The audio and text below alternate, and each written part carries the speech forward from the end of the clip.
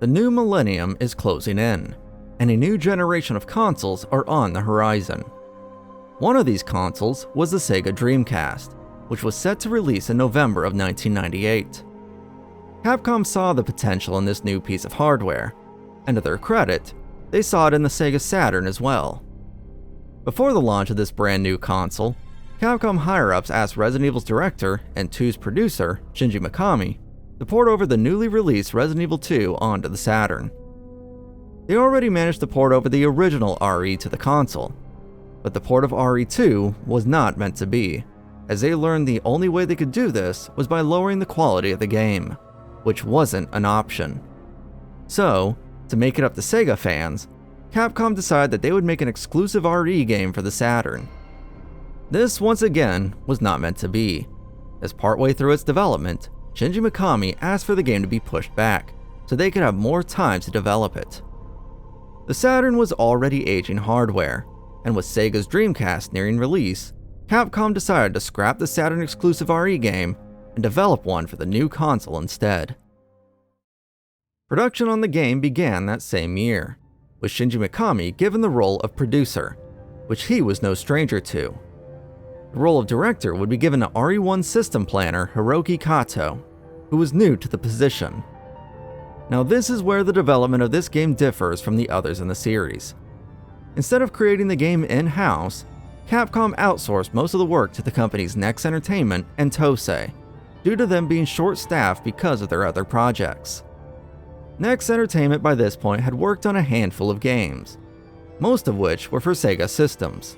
But this wasn't their first and only Capcom game to help work on, as they were in the middle of porting over Dino Crisis onto the Dreamcast, at the same time they were working on this RE game.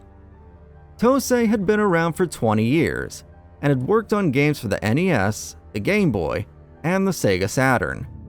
A weird fact about this company is that they are almost never credited for their work, with the term Ghost Developer being used to describe them.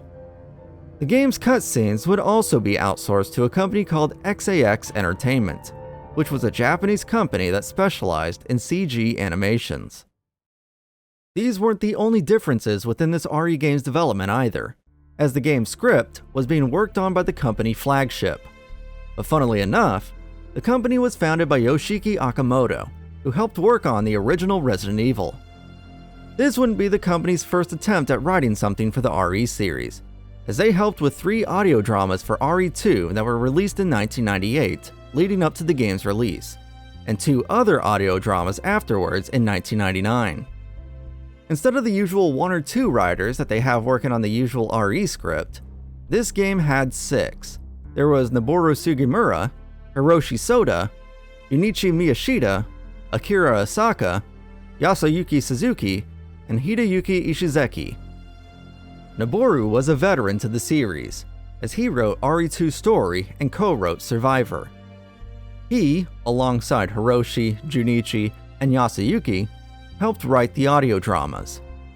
While not everyone had a hand in writing every single one of them, the company Flagship that employed the writers were attached to every single one. The story would change multiple times, with it originally starring Jill Valentine after the events at Raccoon City. She, alongside her fellow STARS members, would head to Europe to investigate Umbrella and its founders. The main antagonists would be Hilbert and Hilda Kruger, siblings that escaped Nazi Germany to an island with their butler, who fought in World War II with their father. This storyline was obviously changed, with the protagonist going from Jill Valentine to Claire Redfield. The whole Nazi theme was also scrapped, over the fears of the storyline having anything Nazi-related would hurt the game's sales in Europe. In October of 1998, Capcom finally unveiled the name of this long-awaited RE game, Resident Evil Code Veronica. They announced that this would be a true sequel to Resident Evil 2, even without it being a numbered title in the series. The release date was set for September 1999, as a launch title for the Dreamcast release in North America, but it was soon delayed to February 3, 2000. As an apology, Capcom would release a port of Resident Evil 2, or as it's called in Japan, Biohazard 2, onto the Dreamcast. They didn't simply leave it at that though, as they threw in a demo for Code Veronica in with it. They even gave the port a strange name, calling it Biohazard 2 Value Plus. Fucking yikes. The port released on December 22, 1999 in Japan, but not even 2 months later, the full game would be released, with it releasing 1 month later in the US and 2 months later in the EU. Code Veronica received critical acclaim, with many praising the game's graphics and atmosphere. It would be called one of the best games for the Dreamcast, and was a must-own for anyone who had one. This had the makings of being a monumentous release for Capcom. Except there was one glaring issue. The Dreamcast sold like shit. The game went on to sell almost 450,000 copies in the US, with 1.14 million sales worldwide. These sales numbers were not great to say the least, especially when compared to the other entries in the series. But when compared to other Dreamcast games, it stood on its own in terms of sales. It even managed to outsell Shenmue in its first week in Japan. But that's not really saying much when you look at that game's sales numbers. Capcom wasn't going to take this line down though, and decided to rescind Code Veronica's Dreamcast exclusivity and aim to release it on the upcoming PlayStation 2.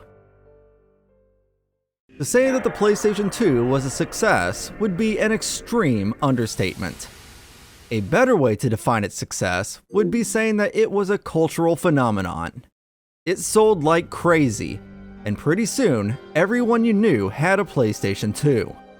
Your mom, your dad's boyfriend, everyone had to have it. It instantly put Sega's Dreamcast to shame, and the sad part is that it released 1 month after Code Veronica's Japan release, and by the time the PS2 hit the worldwide market, Capcom knew they had to release it on Sony's hot new console. In March of 2001, Code Veronica would get a re-release on the Dreamcast that was exclusive to Japan, and then a release on the PS2 that eventually came out in other parts of the world. It even got a sweet new title, being named Resident Evil Code Veronica X. The X makes it sound cool. This wasn't just a title change though, as they added brand new cutscenes to help flesh out the story, alongside many more minor changes. The PS2 version would be reviewed slightly worse than the Dreamcast one, with the main reason being that it was pretty much a port of an 18-month-old game, with no major changes. That didn't stop the PS2 version from outselling the Dreamcast version though, with it going on to sell over 1.4 million copies worldwide. A couple years later, the GameCube would also receive a port of Code Veronica. This was part of a deal between Capcom and Nintendo where Resident Evil 2, 3, and Code Veronica would be ported over to the GameCube, all leading up to the console's exclusive Resident Evil 4. But that's a story for another time. Overall, Code Veronica managed to sell 2.54 million copies with the PS2 and Dreamcast versions combined. When compared to the previous two mainline entries in the series, Code Veronica sold a lot less. For just the PlayStation 1 versions alone, Resident Evil 2 sold almost 5 million copies, and Resident Evil 3 Nemesis sold over 3.5 million copies. This by no means made Code Veronica a failure though, as its sales numbers were still nothing to scoff at. Alright, that's all the info dumping for now. I will now be shifting over to the game's story. If you've seen my other RE videos, or even any of my recent videos, then you know what to expect. If not, then let me summarize it a bit. I will be covering the entire story of Code Veronica, and throughout the story, I'll go over many things, such as the gameplay mechanics, graphics, cutscenes, and characters. I'll also throw in some comedy to mix things up a bit. After the story has been covered, I'll go over the game's extra modes, unlocks, audio, and my overall thoughts of the experience. Since I'm covering the story, you can expect spoilers for the entire thing, so let that be a warning to you. There is also a character in this game that will be the target of many jokes. If you know this game, then you know what character I'm talking about. If you don't, then you'll see soon enough. Regardless if you do or not, these are just jokes at the character's expense. And while I may not like the character, you or someone else might. And I'm not poking fun at that. It's really all in good fun. Now, with everything out of the way, let's get into the story of Resident Evil Code Veronica X. It begins by glossing over the events of Resident Evil 2, which I so happen to have a video on. So here's my shameless plug to it. But don't worry, I won't judge you for not watching it. Okay, maybe just a little. 3 months after Claire escaped from Raccoon City with Leon and Sherry, she went off alone and searched for her brother Chris. Things didn't seem to go according to plan, as we quickly find her in the custody of Umbrella, who treats their prisoners with dignity and respect. She ended up in this shit situation because of a letter she found from Chris. In it, he stated that he was headed to Europe to dig up more information on Umbrella. Claire followed in his direction and ended up at their Paris labs. This turned into a real shit show, as she quickly came under fire from the facility's guards. I mean, what did she expect? Instead of wearing something inconspicuous, she decided to rock some jeans and a bright red jacket. There was absolutely no way she was going to be stealthy. While making a run for it, and probably questioning her wardrobe decisions, a helicopter armed with a minigun shows up to brighten the mood, and her face. Look at that subtle off-white coloring. The tasteful thickness of it. Oh my god. She manages to avoid the helicopter, but goes from one bad situation into another, as a dozen armed guards are waiting for her down a set of stairs. You'd think she is screwed here, but you'd be wrong, as the guards were nice enough to stand near flammable containers. Claire then pulls off an extremely John Woo-esque move by dropping her handgun and falling to the floor, but quickly picking it up before it hits the ground and firing it at the containers. Don't worry, this is a survival horror game, I swear. With the room cleared, Claire has a moment to catch her breath, as there is surely no one left to stop her. Never mind. After her capture, Claire is transferred to a prison on Rockford Island, which is owned by Umbrella. Suddenly, a bunch of explosions go off in the distance that awaken her from her rifle butt-induced sleep. The explosions kill the lights in the room, and shortly after, someone enters. Claire is blind as shit though, and is unable to see who they are, so she must equip her lighter that they let her keep for some reason. The sight she sees after doing so is a lot scarier than any zombie, because instead, it's a real-life human! He unlocks her cell and informs her that she is free to leave, saying the island has been taken over by a special forces team, and that the troops guarding it have all been killed. And while he may have freed her, he tells her that she has no chance of leaving the island. He slumps over in his chair and becomes silent. Upon inspection, Claire sees that he's been injured and needs hemostatic medicine in order to stay alive. A paper on the table near him has a bunch of prisoners' names on it, with hers at the bottom. The name of the person who captured, escorted, and is dying near her is Rodrigo Juan Raval, so at least we have a name to the douche who put her in this situation. Outside the jail is a decent-sized cemetery, and while walking through it, a destroyed truck nearby blows up, revealing a briefcase that was inside. But sadly, it's unobtainable due to the fire. The explosion was also a dinner bell of sorts, as zombies crawl out of their graves and the truck. Claire manages to avoid getting eaten and enters a nearby door leading to the prison yard. But once again, things go from bad to worse, as a spotlight shines its light at her with a hail of bullets following shortly after. At her feet is a lone handgun that she uses to destroy the spotlight, almost hitting the person firing at her. If you know anything about the person she almost shot, then some of you probably wish she actually did. The person leaps from the guard tower and apologizes for almost killing her, calling it a misunderstanding. Sorry about that little misunderstanding. This is Steve Burnside. Some would call him a lovable idiot, but I just call him fucking moron. He is a prisoner just like Claire, and after they introduce themselves, he tells her that he is looking for the airport to get off the island.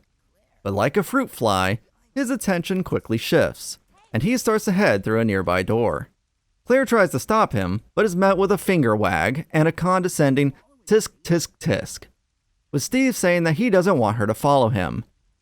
This is something he and I agree on, as I'd probably go insane if Claire and him were stuck together through the whole experience. And while we're talking about Steve, let's sidetrack for a bit and talk about his design.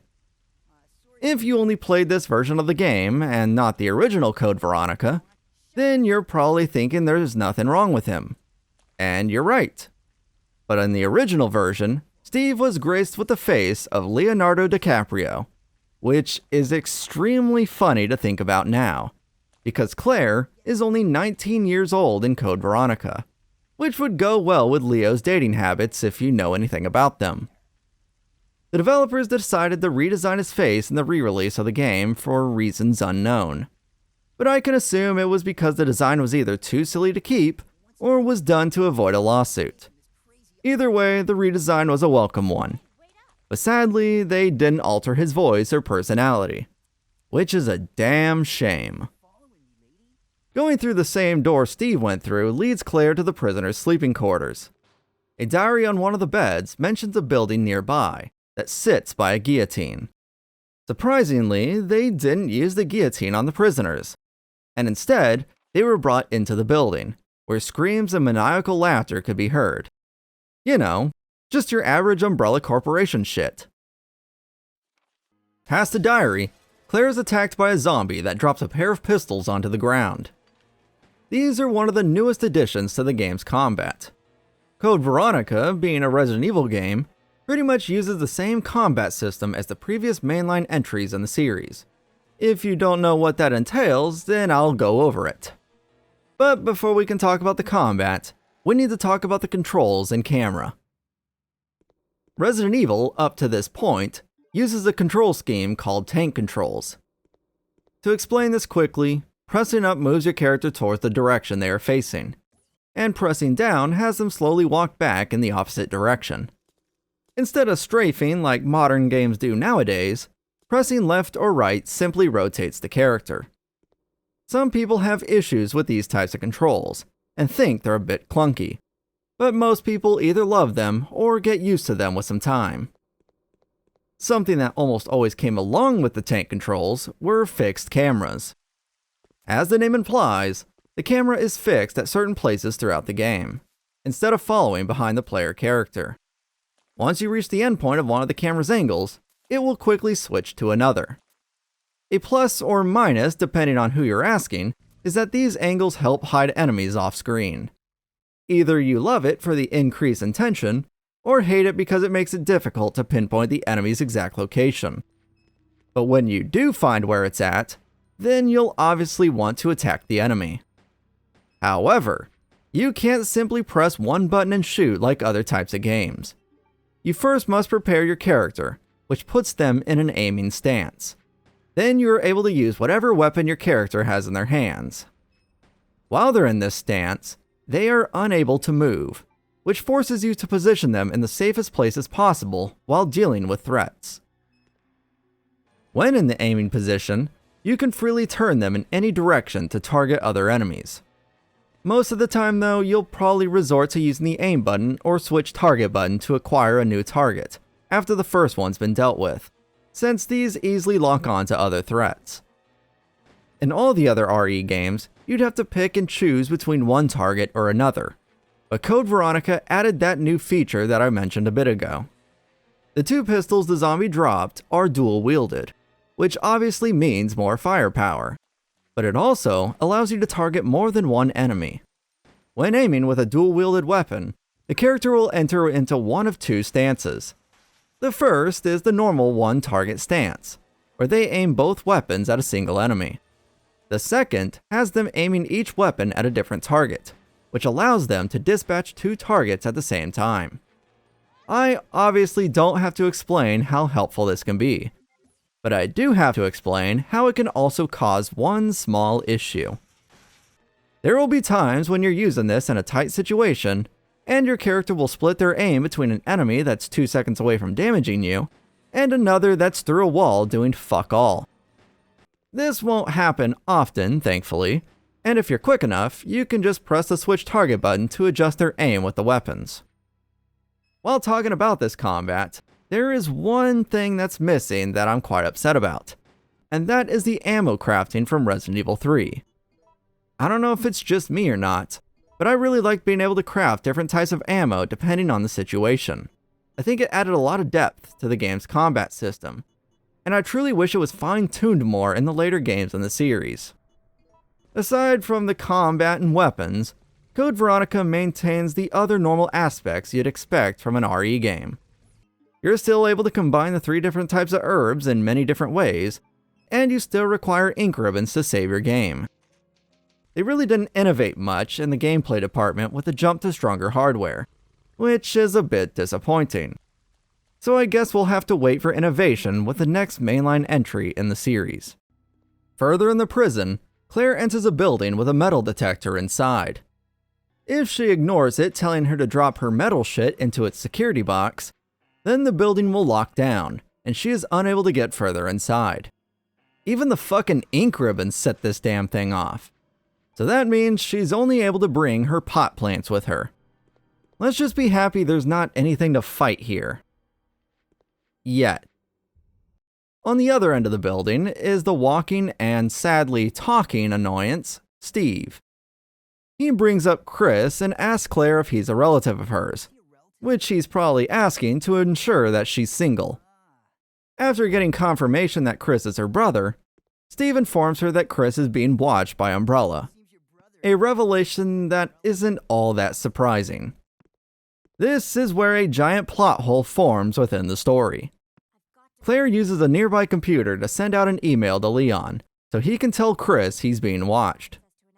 Steve sarcastically tells her to ask Chris to come help them, and gets upset when she actually does just that. So, if she or Leon knows where or how to reach Chris, why on earth did she even go to Paris? All she had to fucking do was send out an email. This whole part truly does not make any bit of sense. Glaring plot hole aside, after she sends out the emails, Steve says that she'll be disappointed if she relies on others, as he knows the feeling. He angrily, and thankfully, storms off once again, saving my ears from his annoying voice. What was that all about? Tell me about it, Claire. While in the room, Claire grabs the Hawk metal and activates a lock release for a shutter outside the building. Since the Hawk metal is made out of metal, she places it inside a 3D scanner for future use. In the shutter that was unlocked is a fire extinguisher that needs to be used on the fire in the cemetery to obtain the metal briefcase. Inside it is the alloy TG01, which is used on the 3D scanner to make a copy of the Hawk metal, so it can be taken through the metal detector. Naturally, since Claire doesn't have any weapons at the moment, zombies break through the windows between the metal detectors and attack her. Once back at the prison yard, the copy of the metal can be placed inside a slot to unlock a gate leading towards the military training facility. After moving a box, which at this point has become a series staple, Claire reaches a passage with a choice of 2 ways to go. Choosing to go straight leads to a luxurious palace that is a stark contrast to what Claire has seen so far.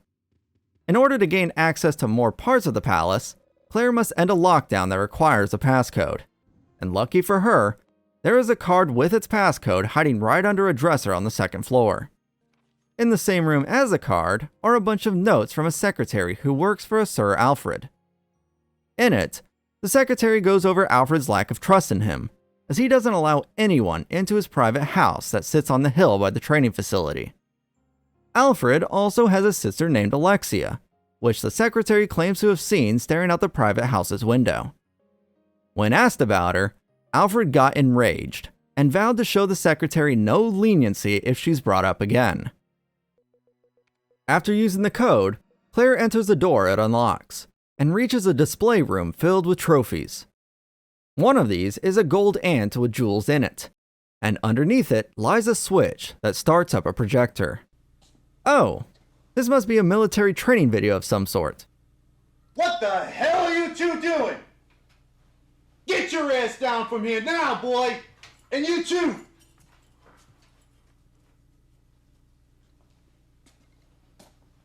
Someone or something got you excited, son? No, sir! You're lying to me! I saw you looking over at your pretty boy recruit over here getting turned on! Yes, sir! No, sir! All you, get your asses down here now! Attention! The scene it actually plays is quite unsettling. It shows a pair of blonde-haired twins sitting together, with the boy pulling the wings off a poor dragonfly. If you're like me, then you're probably thinking this is some demented shit. And you are right. But somehow the girl looks much more crazier by giving this cold, dead-eyed stare right into the camera. But don't worry, their crazy levels even out when the boy stands up and drops the wingless dragonfly into a glass container with an ant colony inside it. The two then give each other some weird-ass looks while the dragonfly is feasted on by the ants. Well, that shit was insane. What's even more insane is that this video was kept as a sort of family home video that was meant to be looked back on fondly. After the horror movie ends, one of the displays holding a replica of a tank moves outward and reveals another room. On the floor is a steering wheel for a ship. You are a pirate! And on the wall is a golden pair of Lugers. Taking them off the wall seals Claire inside the room, with its temperature quickly rising to extreme levels. There isn't a way to walk out of this room with the Lugers in hand, so she must put them back on the wall and find some other way to obtain them. On her way out of the palace, Claire hears a beautiful sound off in the distance. Yeah! Help me! Ah, music to my ears. Claire slowly makes her way back to the room with the Lugers and finds that Steve is trapped inside. A control panel has revealed itself and shows a live feed of the room with the Lugers. This is where Claire points out that Steve is suffering. And honestly, I'm okay with it. So let's just sit here and enjoy the show for a bit.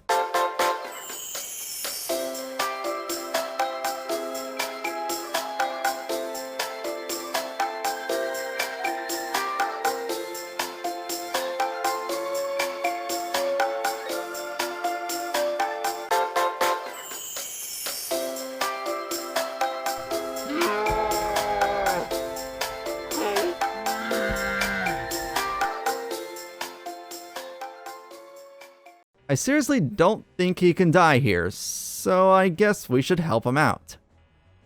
On the control panel is a message that states, "When 2 pairs complete, my anger will subside." This isn't too difficult, as a quick sweep through the room reveals 2 displays that hold a pair of handguns. So pressing the letters C and E opens the room up, letting the moron out of his would-be sarcophagus. How does he repay Claire for this, you ask? By bitching about how long she took and refusing to give her the Lugers without a trade for an automatic weapon.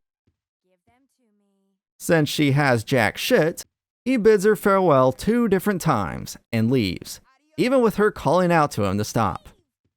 Is this dipshit supposed to be lovable or something? While returning to the front door, Claire is stopped yet again, but this time by something far more appealing than Steve. That being a laser from a sniper rifle being pointed right at her back. But lucky for her, the person aiming the rifle couldn't hit the broadside of the barn.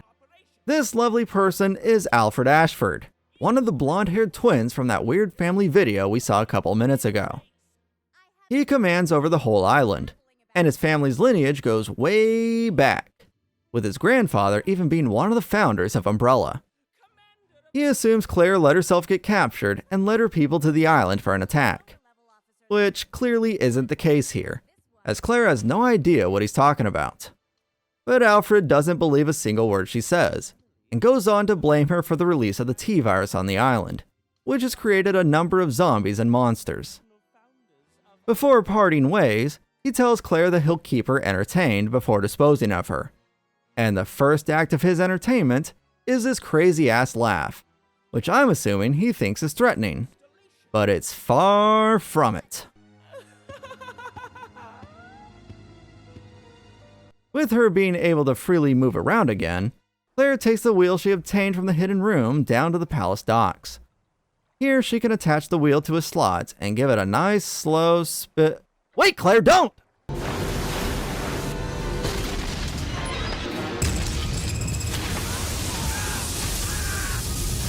Okay, that obviously didn't happen. And instead, spinning the wheel reveals a submarine. Inside it is a side pack that increases Claire's inventory size by 2. Near the ladder she took to enter the sub is a lever that can be used to move the sub to the airport. There isn't much to do here at the moment, besides playing a claw game to move a couple of containers in order to reach a silver biohazard card. This is kind of annoying because we now have to head back the way we came from in order to use the card. This wouldn't be so bad if the submarine didn't have this unskippable cutscene when traveling between the airport and the palace. With the silver keycard, Claire is able to access more of the military training facility. But on her way there, in a never-ending string of interruptions, an Alaskan bullworm pops out of the ground to attack her.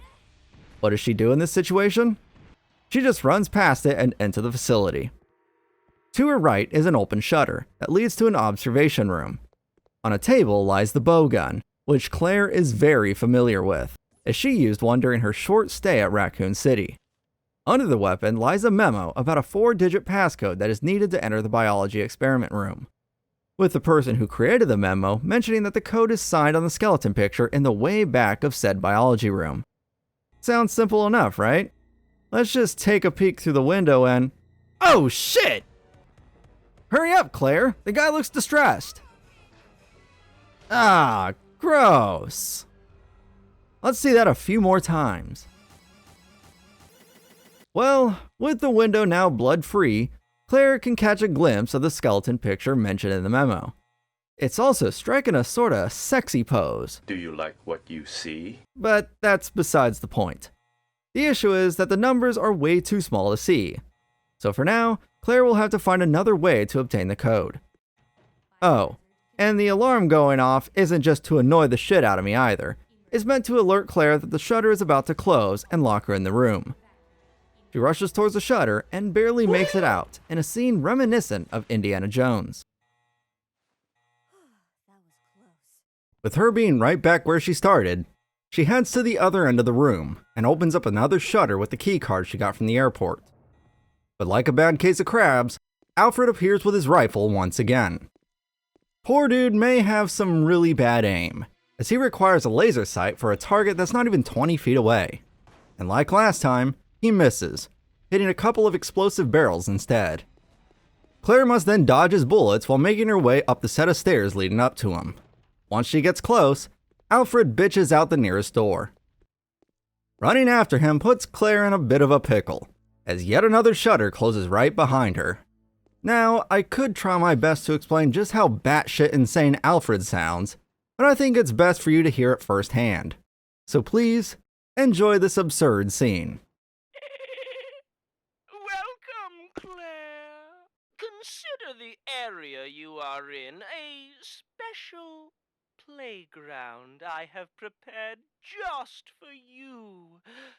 Please try and keep me amused, and do not disappoint me by dying too soon.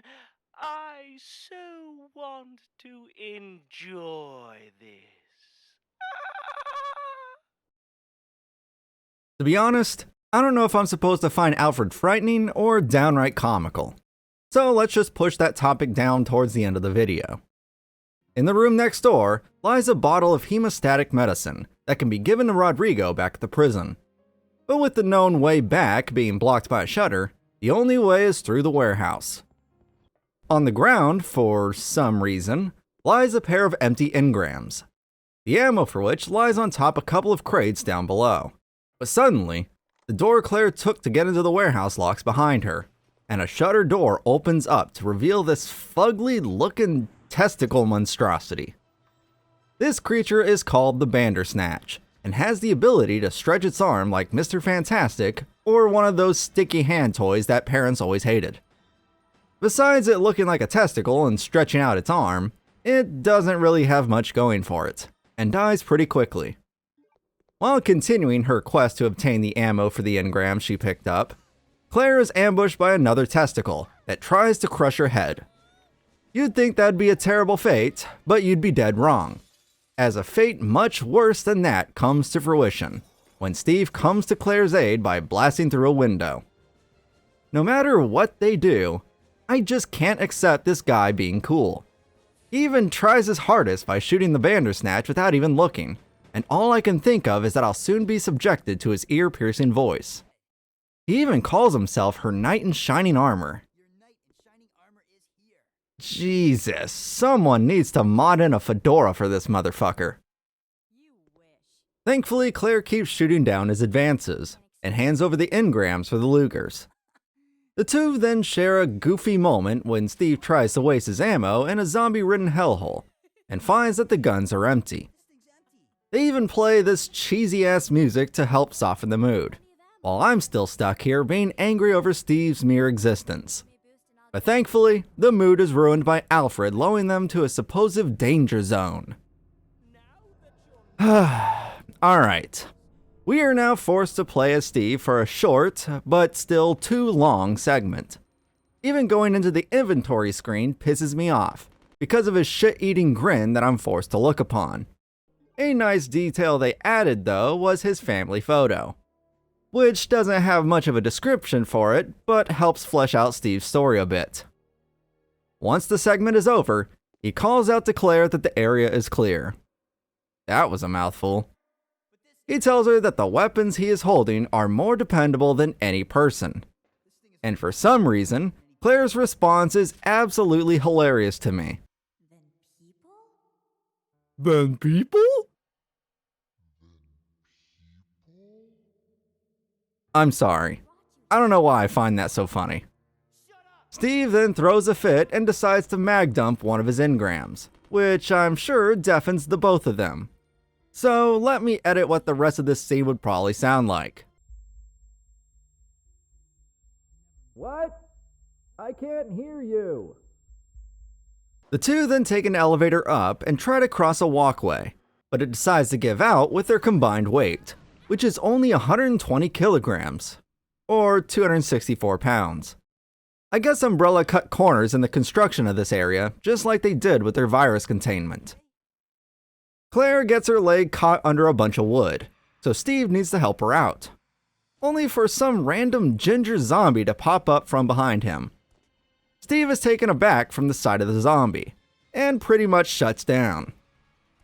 The ginger zombie then turns its sight to Claire, and right before it gets a hold of her, Steve yells out, and fires both of his weapons without a thought of a stray round hitting poor Claire. He then falls to his knees and starts to cry. So tragic. Steve then subjects us to, explains to Claire on how he came to be in this prison island, saying that his father worked for Umbrella, but would steal information from them and sell it off to the highest bidder. Naturally, he got caught. Steve's mom was killed, and then he and his father were transferred to the island. Alright, I'll admit, this is a pretty tragic backstory. If it were for any other character, I'd feel awful. But god damn it, it has to be fucking Steve's! Claire then leaves him to wallow in his self-pity, and delivers the hemostatic medicine to Rodrigo. She decides to leave the lighter Chris gave her with him, so he doesn't have to sit in pure darkness. As a thank you, Rodrigo hands Claire a lockpick, which is able to be used in a multitude of locations, including these Duralumin cases, whatever the fuck that is, with one of them having weapon parts for her M93R handgun, which gives it a burst fire function. Heading through the door by a crying Steve leads Claire to a room with nothing but a familiar looking painting on a wall. Across from it sits the Eagle plate, which needs to be used on a slot right where Alfred almost shot her with his rifle the second time. This reveals the blue emblem card that unlocks 3 shutters. The first is in the basement, which isn't groundbreaking or anything. The second allows her to obtain another familiar weapon from her arsenal in RE2, which is the grenade launcher.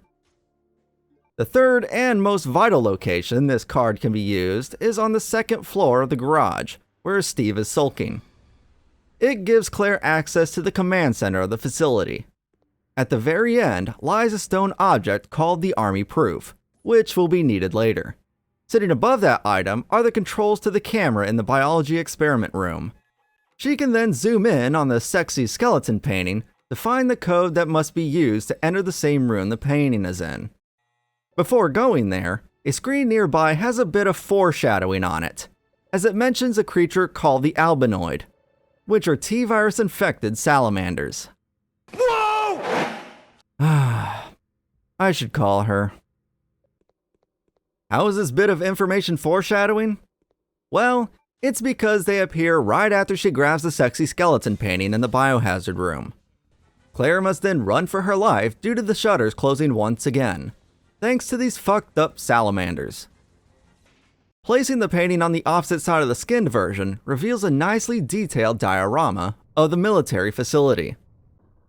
Lying inside it is a golden key, which is used on a set of double doors back at the palace. The room Claire enters is one giant puzzle.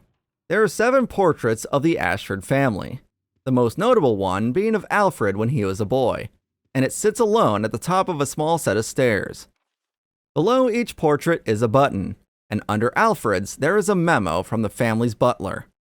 In it, he presents Alfred with an earthenware vase, which is part of a family tradition where the butler gives the newly appointed master of the family a gift. With this tradition beginning with the beautiful and intelligent Veronica Ashford, who received a golden tea set from her butler. The next family members in line were Stanley and Thomas Ashford, and they were given a set of teacups. Afterwards, Thomas gave the position over to his twin brother Arthur. But the next family member who became master also happened to be one of the most prestigious of all of them, and co-founded Umbrella. That family member was Edward Ashford, who led the family into its golden age. After he passed, the position was given to Alfred's father, Alexander.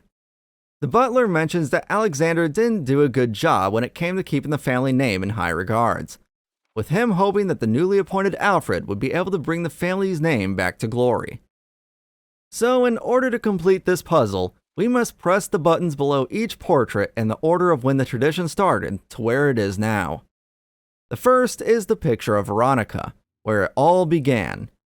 The second is the portrait of a red-haired man holding twins next to a tea set. The third is the portrait of another red-haired man, but this one is holding a teacup. The fourth is yet another portrait of a red-haired man, who is standing beside a plate. The fifth isn't of a red-haired man, and is instead a portrait of an older-looking man sitting by an earthenware vase. The sixth is the portrait of a man standing beside a white candlestick. The seventh and final portrait is of Alfred, and when pressed in this order, reveals a portrait of a woman who is most likely Alexia, and the earthenware vase Alfred was given. Upon further inspection, Claire finds a red queen ant object sitting inside it, which has no use at the moment. What does have a use are the pair of golden Lugers Claire got from Steve, as they can be used on a door on the second floor save room of the palace. Kind of a shame we can't use the Lugers, but whatever. The newly unlocked door leads to Alfred's office, and at the end of the room lies a memo and a computer. Powering up the computer shows Claire a familiar scene she saw in the display room. I saw you looking over at your pretty boy recruit over here getting turned on.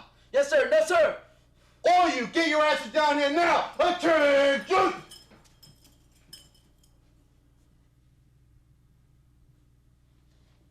What the hell do you boys think that this is? Fucking fairyland? Come on, if you've seen my other videos, you knew I had to throw that in there. Claire is actually subjected to that weird twin eye gazing shit that still gives me the creeps. Turning the computer on also powers up a nearby music box, which needs to be used in order to figure out the password for the computer. Sitting on the same desk as the computer is a memo with the instructions on how to get it.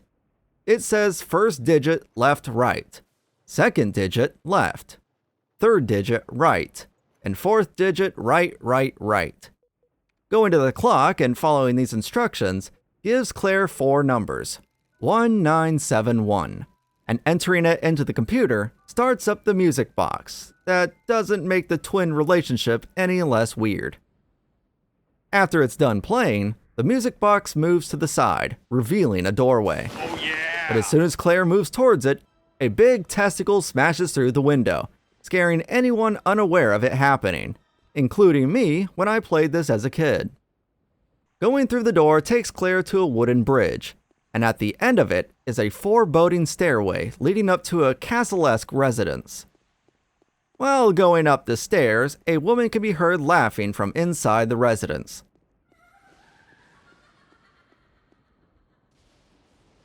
Pretty creepy, right? Well, that's just the start of it, because as soon as Claire enters the residence, a giant creepy doll statue hangs in the center of the entrance hall. The place happens to be riddled with bats, but a nice addition to the game is that equipping the lighter keeps them at bay. But sadly, I completely forgot about this during the playthrough. Going up to the second floor, Claire hears a woman talking to Alfred, who calls her Alexia.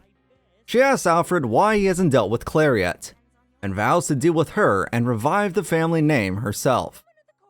The twins' conversation is cut short when Alexia hears a sound from the hall where Claire is listening in, which gives Claire ample time to search their conjoined bedrooms. Both Alexia and Alfred's bedrooms have similar music boxes. Alfred's is locked and requires a blue version of the ant-shaped object to open it. Alexia's music box is open and is playing a tune that seems to have a deep meaning to the family. Stopping it forces the box to close shut, while simultaneously opening up Alexia's bed, revealing a silver key. The silver key unlocks 2 doors. The first leads to a casino that has no use at this very moment. And the other is a set of double doors in the same hall Claire used the gold key. Inside is a meeting room, where a report from the fan-favorite umbrella mercenary Hunk can be found. His report goes over his successful transportation of a BOW capsule, but is wanting Alfred to inform him of what's inside, for safety reasons. This can only mean that there is a tyrant somewhere on the island. In the center of the meeting room is yet another eagle plate, with this one being used back at the prison by the guillotine. The door it opens leads to the prison's clinic, which is something you'd think Umbrella wouldn't have for their prisoners, until you remember the prisoner's diary that mentioned him hearing screams and maniacal laughter coming from this place. Then it all starts to make sense. Even more so when Claire finds the anatomist's notebook. In it, he talks about a demon that's in his mind, that it drives him to perform brutal acts. Alfred gave him the means to perform these acts, by supplying him with prisoners, with there being mention of a sacred place in the basement that the anatomist holds the key to. A door at the end of the clinic takes Claire to the crematorium, but before entering, a body bag that sits across from it starts to move. Absolutely nothing to worry about. The crematorium has nothing of use inside it, except for the weapon parts for her M93R handgun that I mentioned earlier. Going back to the clinic, Claire hears a very juicy sound that wasn't there before. And yes, that's the best way I could describe it. Something else that has changed in the room is the body bag from earlier is now empty. Investigating the sound puts Claire in the sights of the zombified anatomist, which is also a rare type of zombie that has a larger health pool compared to the normal ones that litter the island. After it's dealt with, Claire picks up a glass eye that it was holding onto, that can be used on a human model in the back room, that opens up a secret wall. This takes Claire to the sacred place, which turns out to be a torture chamber with a bunch of fucked up contraptions that are meant to cause immense pain to people. No shit. Past the showroom is a dank stone room filled with statues. One of them is carrying a rusty sword.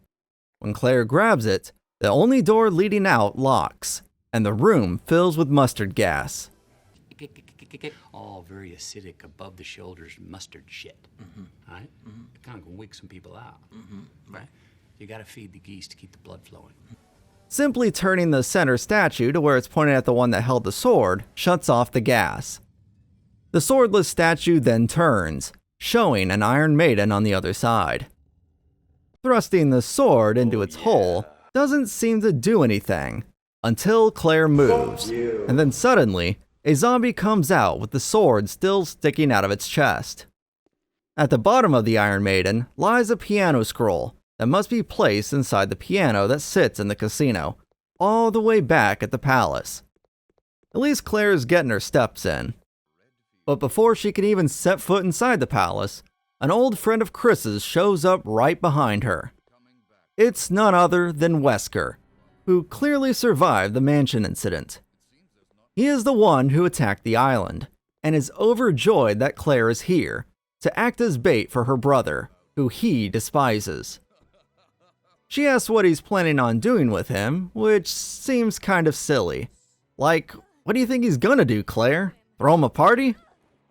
He throws Claire across the courtyard with ease, and right when he's about to kill her, he gets contacted by an unknown individual. Instead of sparing 2 seconds to kill her, he decides to let her live, as she may have some use to him. While leaving, he turns to Claire to show off his sweet new set of glowing red eyes.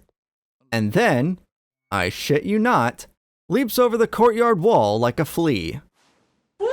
Could I have used a cooler animal to compare that to? Yes I could have. But Flea Wesker sounded funny to me for some reason. With that over, Claire slots the piano roll into the grand piano that's inside the casino.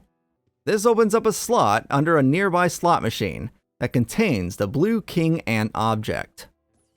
Now that both ant objects have been retrieved, both music boxes can be unlocked with their respective ant object colors. Moving the music plate from Alexia's to Alfred's causes the latter to lower down onto his bed. Up it is their childhood playroom. In the center is a carousel, and along the walls are images of fairy tales. Except for one, which is an image of an ant that has a keyhole on its mouth. Across from it, on a chair, is a silver dragonfly that can have its wings taken off, akin to what Alfred did in that weird family home video. The remaining bit of the dragonfly is then inserted into the ant's mouth, which spins the carousel 180 degrees. The ladder in the center of it can now be taken up to a hidden study. In here are a couple items of note. The first is a newspaper clipping that is about a 10-year-old Alexia who graduated at the top of her class at her university, and was then offered the position of head researcher at Umbrella. The second is a confession letter from Alfred towards his sister Alexia, where he expresses his utter devotion towards her, and dreams of a world where she is its queen, and he her servant. The third and final item is the Air Force proof that lies underneath that weird letter. Claire then heads back down to Alfred's room and is ambushed by his sister Alexia, who can't aim for shit, just like her brother. Things suddenly go from bad to worse when Steve kicks in the door.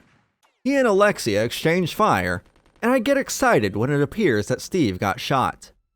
But my excitement turns to anger when it turns out that the bullet just grazed him.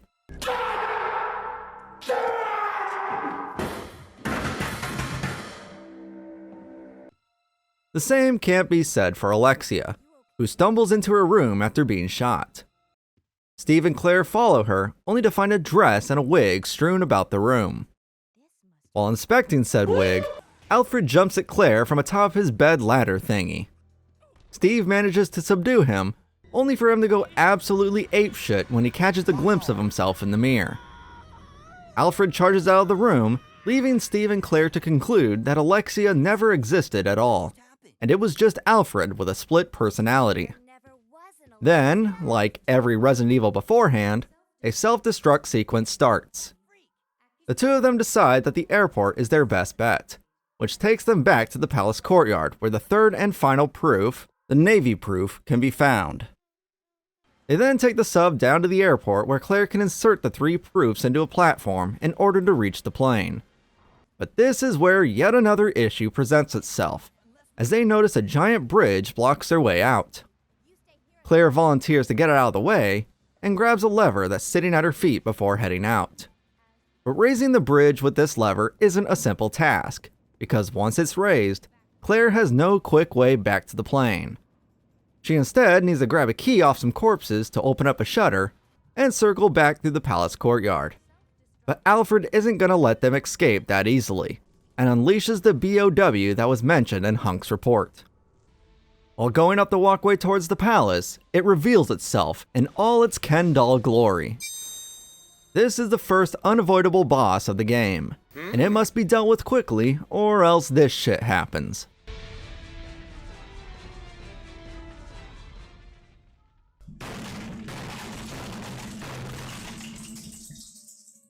The best way to deal with it is by spamming regular grenade rounds from Claire's grenade launcher, and when enough damage is dealt, the Tyrant falls on its face.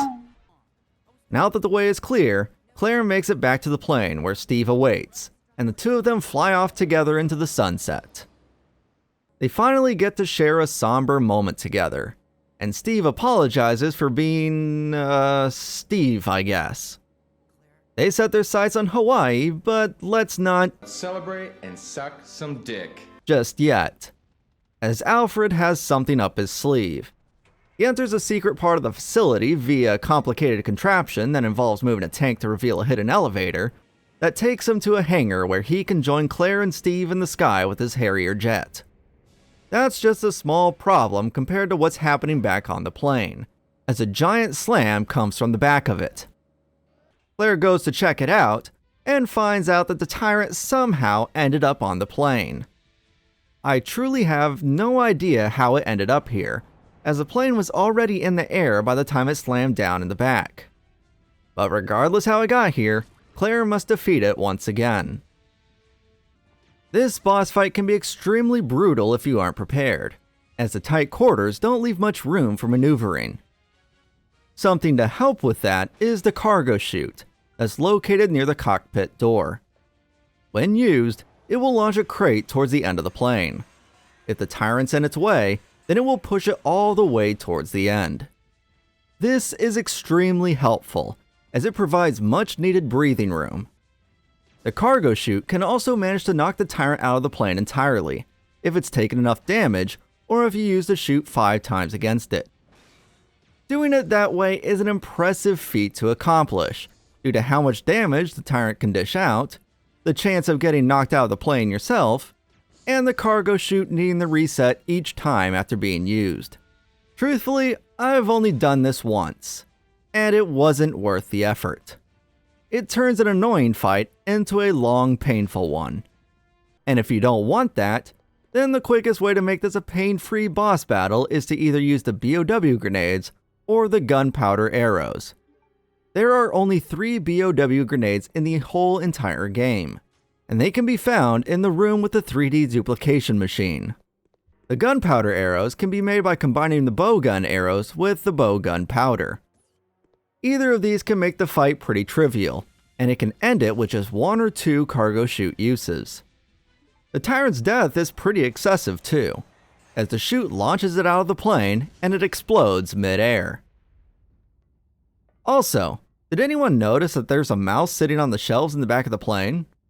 To be honest, I never did until I played through the game this time around, and thought it was kind of funny. I also found out that it's actually part of an Easter egg, but I'll talk about that more in a later section. With the boss out of the way, Claire returns to the cockpit. Steve unknowingly asks what the issue was, and she nonchalantly tells him that it was nothing. Gee, Claire, thanks for reducing the boss that I and possibly many others struggled with to a simple, oh nothing. I guess the Redfield bloodline is just built different. Suddenly, the plane shifts into autopilot due to Alfred's meddling. Instead of freaking the fuck out due to them not knowing where they are going, they decide it's best to rest and... Steve? What are you doing, Steve? Don't do it, man! Oh, that's fucking creepy. Whew! Thankfully, Claire awakens from her slumber before Steve can kiss her without her permission. And honestly, I don't know if they meant for this scene to be endearing or not, but it's only accomplished being creepy. With that nightmare now over with, Claire and Steve find that the plane has taken them to Antarctica, where Umbrella has set up a base. And instead of landing on a runway, it decides to crash right into the side of a building. Claire wakes up from the crash, and sadly so does Steve, who kicks out the plane's door and leaps into the building's interior. When Claire leaps out, she falls onto Steve, and for some reason, I start feeling nauseous. I wonder why. It doesn't last long though, as the two split up to search for a way out. Claire goes down a nearby ladder and enters the worker bunkhouse. The workers are obviously dead. I mean, the type of dead that you usually come across in an RE game. After putting them back down, Claire finds one of their diaries. In it, they complained about being a worker at this location, which I don't blame them, because who in their right mind would want to work and sleep in a frozen hellhole? But it got much worse, as they heard stories about someone being locked up in a cell deep below the facility for 10 whole years, and that the other workers have started to call the poor bastard Nosferatu. The worker then swore he heard growls coming from deep within the facility, but chalked it up to sanity loss due to being stuck in this shithole. Outside the bunkhouse is a set of stairs that leads to one of the worst hallways in Resident Evil history. The reason it earns that title is because of these flying little moth bastards. They will do everything in their power to disrupt Claire every time she goes through this hall, either by crop dusting her with their poison, stinky, or attaching themselves to her back and leaving their larvae there to hatch if she doesn't get rid of them quickly. You may think that killing them will solve the issue, but you'd be wrong, as they are damn near impossible to hit due to them constantly moving. And if you do kill them, they will just respawn the next time Claire sets foot in the hallway. The only upside to this is the developers were nice enough to leave blue herbs in the same hall as them. So if, and when Claire gets poisoned, the blue herbs are sitting right there to get rid of that status effect before it does too much damage. I have no idea why they thought this hallway was a good idea, and hope that it gets a rework or completely removed in the inevitable remake. The door closest to the stairs leads to an office. On a nearby cabinet is a memo from Alfred's father, Alexander. He goes over how his father, Edward, and fellow sociopath, Oswald Spencer, created the T-virus for militaristic purposes, and decided to hide their research by establishing Umbrella Chemical Incorporated. Alexander decided to major in biogenetics to help his father with research, but things went south when his father died in the middle of a project. Afterwards, he knew he couldn't compete against other researchers with the T-virus, and feared that Spencer would soon take over all of Umbrella.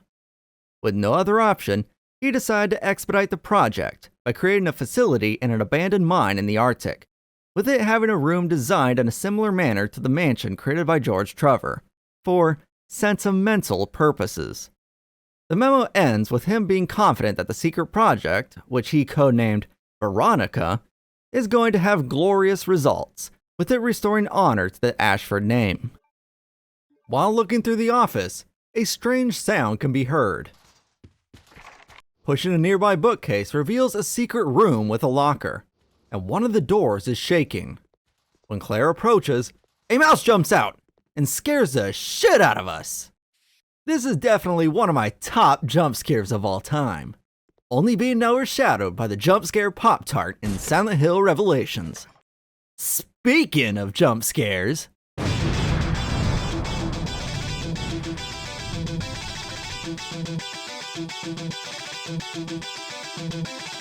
welcome to Benok's Top 5 Jump Scares. I don't want to waste any more of your time, so let's jump right into it.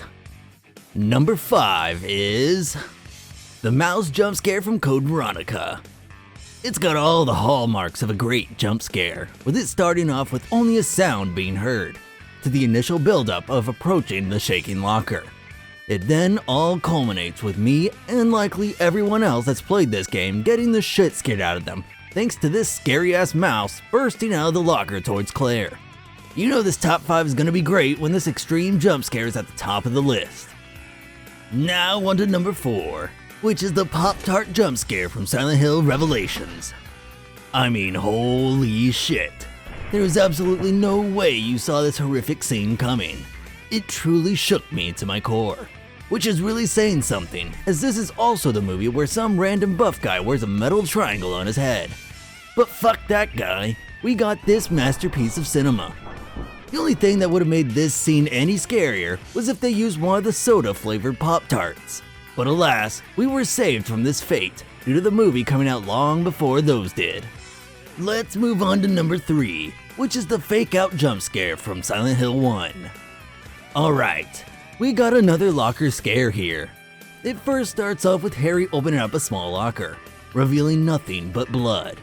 And right when you think nothing will come of it, a body falls out of a nearby locker. I know what you're asking yourself right now. Why is there another locker jump scare in this top 5?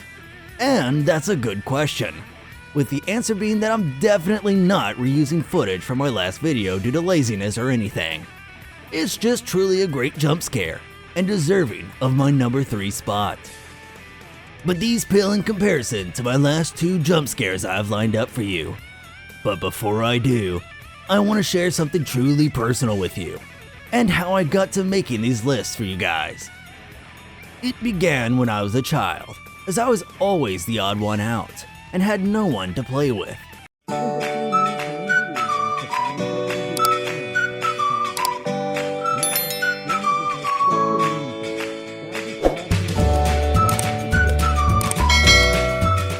And that's why I do what I do. Well, thanks for listening to my somber story.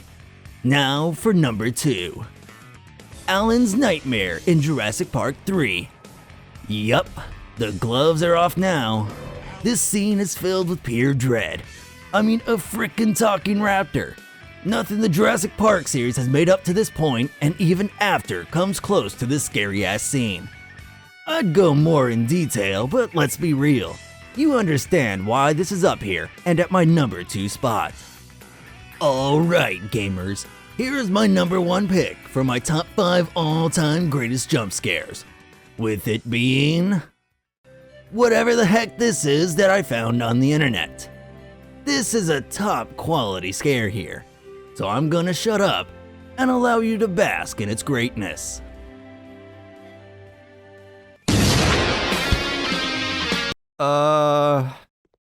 I honestly don't know where that came from. Anyway, in the locker is a letter from Alfred's butler, who asks for his master's forgiveness due to him piecing the fuck out after his father's disappearance and sister's death. He also feared that Alfred nearly lost his sanity due to the sudden loss of all of his family. Yeah, about that, my dude. Alfred has clearly lost his mind. My guy even contemplated death as a form of apology to Alfred, but thought it would be an insult to Alexander and Alexia. Now that's some cult-like dedication there. Above the note is a switch that does absolutely nothing due to the facility not having power, which makes that Claire's next goal. The other door in the hall takes her to the sorting room, where a conveyor belt takes up a majority of it.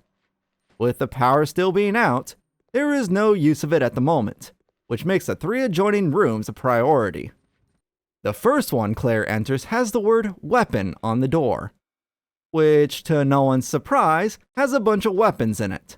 She even finds an AK-47 inside a locker. Nice. On a body by the weapons locker is a detonator that can be placed on some explosives that are attached to a locked locker. But the only way to set it off is with heat, which Claire is lacking due to her giving her lighter to Rodrigo back at the island. The last item of note here is in the center of the room. Sitting on top of a package chute is a lone key for the mining room. Across from the weapons room is the BOW room, which is filled with these little fuckers. They may not look it, but they are pretty resistant to bullets, so it's best to blow them up with grenades. Your reward for coming here at this moment? A barcode sticker that can be slapped on a crate sitting on the conveyor belt in the sorting room. There is a gas mask sitting in here, but it's currently unobtainable. That leaves the mining room for last, which has fuck all in it. but it does lead to another room that can finally power up this god-forsaken facility. Now that the power is on, Claire can turn on the conveyor belt, which will transport the crate she put the barcode on into the BOW room. When she heads back in there, the room is filled with a green gas that doesn't really do anything beyond unlocking the container that the gas mask is in. Another thing that must be done with the power being on is flipping that switch back at the office. This slides the lockers over and reveals yet another secret room, which is becoming an Umbrella classic at this point. The room also looks down upon the creature that was making all the noise when we first entered the room. This creature is Nosferatu, which is the same one the worker mentioned in his diary, if you don't recall. Besides viewing the poor bastard that's been stuck here for 10 years, the room contains a single plant pot, which allows Claire to plant whatever herb she'd like to for future use, including the recreational kind. Oh my god! Alright, not really. It, for some reason, has a key to the machine room strapped to the bottom of it. I honestly don't know why they had it strapped to a pot. Is there some deep lore I'm missing here? Or did the developers just say, fuck it, let's put a fucking potted plant in the corner of the room and hopefully trick players into not inspecting the bottom? If anyone knows why this is here, then please let me know. Small rant aside, Claire enters the machine room through the door on the second floor of the sorting room. After grabbing a valve handle in the adjacent room, Claire heads back in, only to discover the walking, and sadly talking cancer himself, Steve. He informs her that there is an Australian base 7 miles from this one, and would obviously be their next destination. The two of them then decide to use a crane nearby to bring up That digging vehicle. to break through a nearby ice wall to do, something? Honestly, I don't know what their idea is, but what's worse is Claire's letting Steve fucking control the crane. The moron gets distracted by Claire's, assets. She got a great ass! And you got your head all the way up it! When I think of asses, woman's ass, something comes out of me. And this leads to him striking the vehicle against a pipe that contains a poisonous gas, which quickly fills the room. This dipshit is lucky that there was a gas mask available for them, or else they'd be stuck here. They split up to search for a way out, with Claire vowing that they will escape this place together. Don't forget. We'll get out of here together. Across the walkway is a door leading into a storeroom, which has a machine that can convert the square valve handle Claire got a bit ago into an octa-shaped one. Since she has a gas mask, Claire can enter the first floor of the machine room and use the octa-valve handle on the valve to shut off the gas. Alfred pops in with his rifle, and for some reason makes his presence known instead of shooting Claire in the back. This bites him in the ass, as Steve comes in and shoots him over the railing. Weirdly enough though, Alfred doesn't seem to be fazed by being shot over 10 times, and instead falls into a big ice hole. A big ice hole, or a big asshole. Somehow Nosferatu becomes aware of Alfred's big fall, and lets out a grunt? Scream? Whatever sound it makes, Claire wonders about its origin, as she seemingly forgot that she saw the creature not even 20 minutes ago. But I can't blame her for this, as I'd be blanking out too if I was stuck with Steve. We then see Nosferatu, who's wearing some sweet ear jewelry and... Ugh! That looks like a prolapsed asshole. Yeah. It breaks from its bindings, which obviously can't be a good thing for Steve and Claire. Before they bust through the ice wall, Claire grabs Alfred's rifle, as it's sure to come in handy. They then enter the... Digging vehicle. which Claire once again lets Steve control. I wouldn't trust this guy with my laundry, let alone heavy machinery. I truly don't know what Claire sees in this guy, as he's screwed up and complained all the way through this experience. Yes, he has saved her twice, I guess. But let's be honest here. Both times he saved her, it was against Alfred, who seemingly can't shoot for shit, and lets his targets know that he's there instead of just killing them. Anyway, the two of them make it through the ice wall, causing water to run down to the first floor, completely flooding it. I say this as it will become an important detail a bit later. Now that they are outside, they leave the vehicle while sporting their short-sleeved shirts in the middle of the Arctic that is clearly experiencing a blizzard. Neither of them seem fazed by this though, and climb up a ladder leading up to the base's helipad. What awaits them up here is absolutely nothing. There is just nothing up here. But Steve seemingly knows of an escape, even though they can't see 5 feet ahead of them. Going in his direction sets them on a crash course with Nosferatu, which grows extra appendages, with one of them towering over it.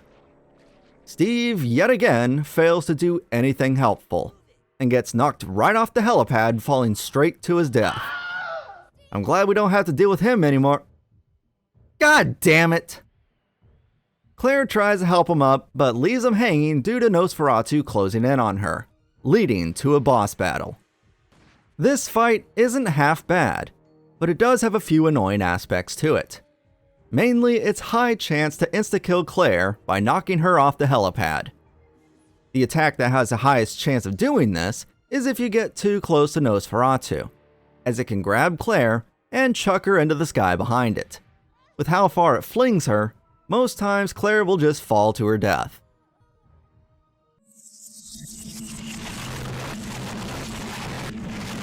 Another attack that can do this is his long arm thingy swinging attack. If it strikes Claire and she happens to be by a ledge, then her ass is falling off as well. But that's not the end of the annoying attacks this boss has, as they decided to give it a poison mist. While not as deadly as the catapult attack, it can stop Claire dead in her tracks, and stun lock her until it dissipates. It doesn't do too much damage, but it does have the likelihood of giving Claire the poison status effect. If they just limited or got rid of its stun lock potential, then it wouldn't be so annoying to deal with. But if you maintain a distance from the boss, then none of these attacks really matter, and the boss will go down with ease. The thing I really liked about this fight is that there are 3 different cutscenes that can play based on how you killed the boss. The first is by killing it with any other weapon besides a critical sniper rifle shot. It's the blandest of the bunch, with Claire just running over to help Steve back up onto the helipad. If you killed it with a sniper shot to the heart, then we get this awesome scene. I've got you now.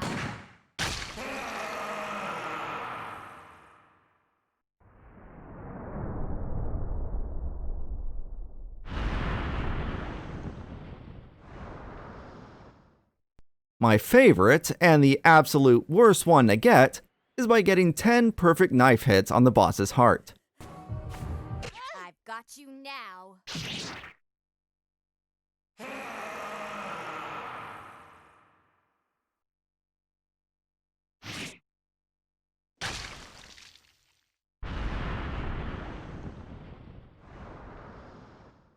I can't stress how much of a pain in the ass it was trying to get this, as I'd either get insta-killed by being flung off the helipad, or I'd fuck up and kill it with a regular knife slash. You get nothing out of this besides the cutscene change, so I wouldn't really recommend it, unless you're doing it for a challenge.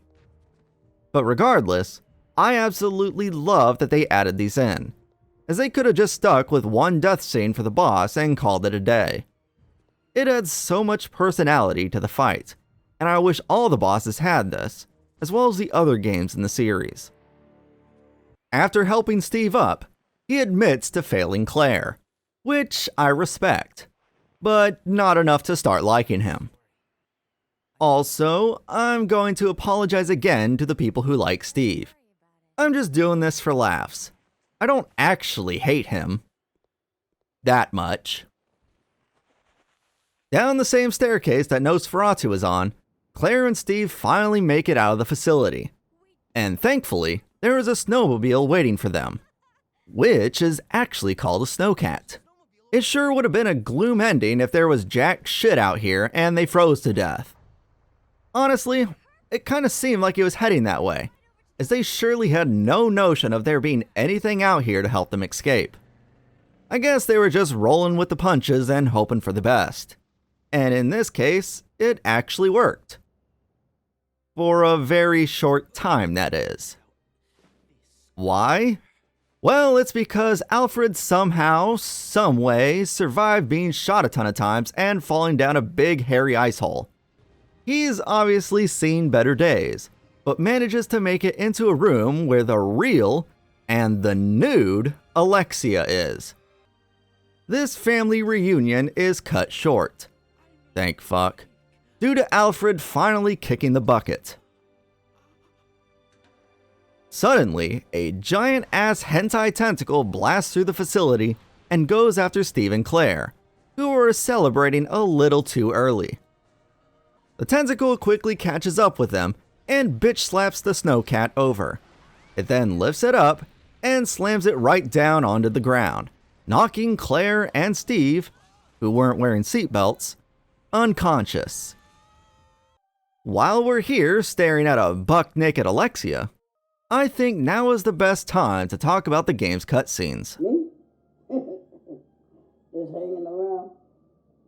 If you haven't noticed, Code Veronica has two types of cutscenes.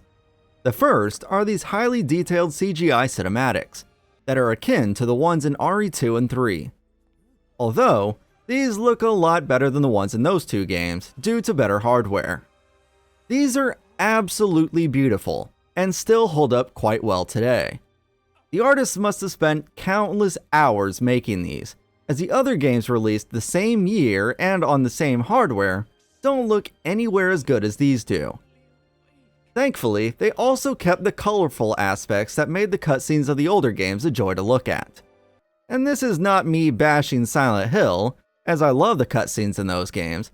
I'm just saying I'm glad Code Veronica's developers didn't try to copy or go the same route as those games when it came to their cutscenes, as it's easy to end up copying or trying something new, especially when another series that many see as its competitor becomes a huge hit, in no small part to their dark and muted color cutscenes.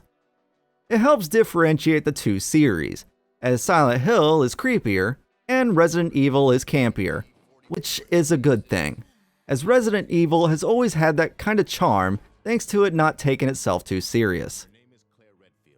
The other types of cutscenes uses the in-game engine, but increases the polygon count of the characters within them. This gives the characters more expressions and has them moving their lips to sync with their voices. When not in cutscene, this is what Claire looks like. Pretty low on detail, but just enough to be serviceable. And here's what her face looks like within one of these in-game cutscenes. As you can see, her face is a lot more detailed here, which makes the cutscenes more engrossing to the player. Between the two types of cutscenes, these are the ones you'll see more of, with there being only a handful of the CGI ones that are placed at critical points, like the intro video where Claire is captured and brought to the island, and when we are introduced to the real Alexia. When combined, there are about an hour and a half worth of cutscenes here, making this the most cinematic Resident Evil so far. And even with all that time given to the cutscenes, there is still a huge amount of game here.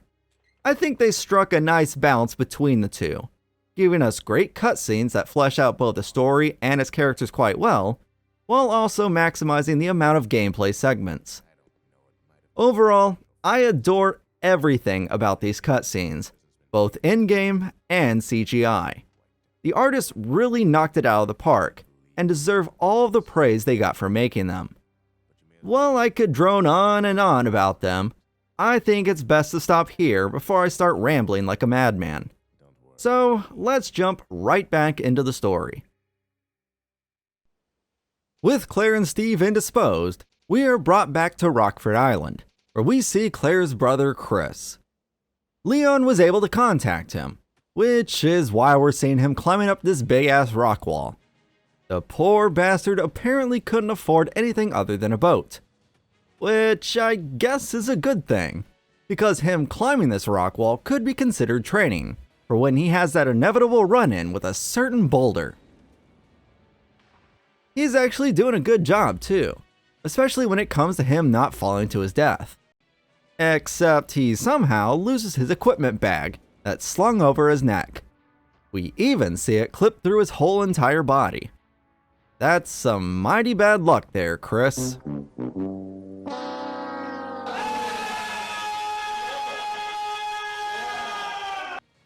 When he reaches the top, we are given control of him, which is a real nice surprise if you didn't know this ahead of time. Unlike Resident Evil 1, there is no real difference in gameplay between him and his sister. He has the same amount of health and inventory size, which I have no issue with, to be honest. I'm just pointing it out. Chris finds himself in some kind of tomb, and sitting up against a wall is Rodrigo, who doesn't seem to be doing any better since we last saw him. Chris asks him if he's seen Claire around, and is told that he helped her escape the island, with Claire likely doing so on one of the many planes that left when the self-destruct sequence initiated. Rodrigo tells Chris to follow her, and to leave the island. But this bro job is cut short thanks to Wormy consuming poor Rodrigo. This is yet another optional boss fight. Chris can choose to fight it, or call the elevator in the same room as the fight and survive until it arrives.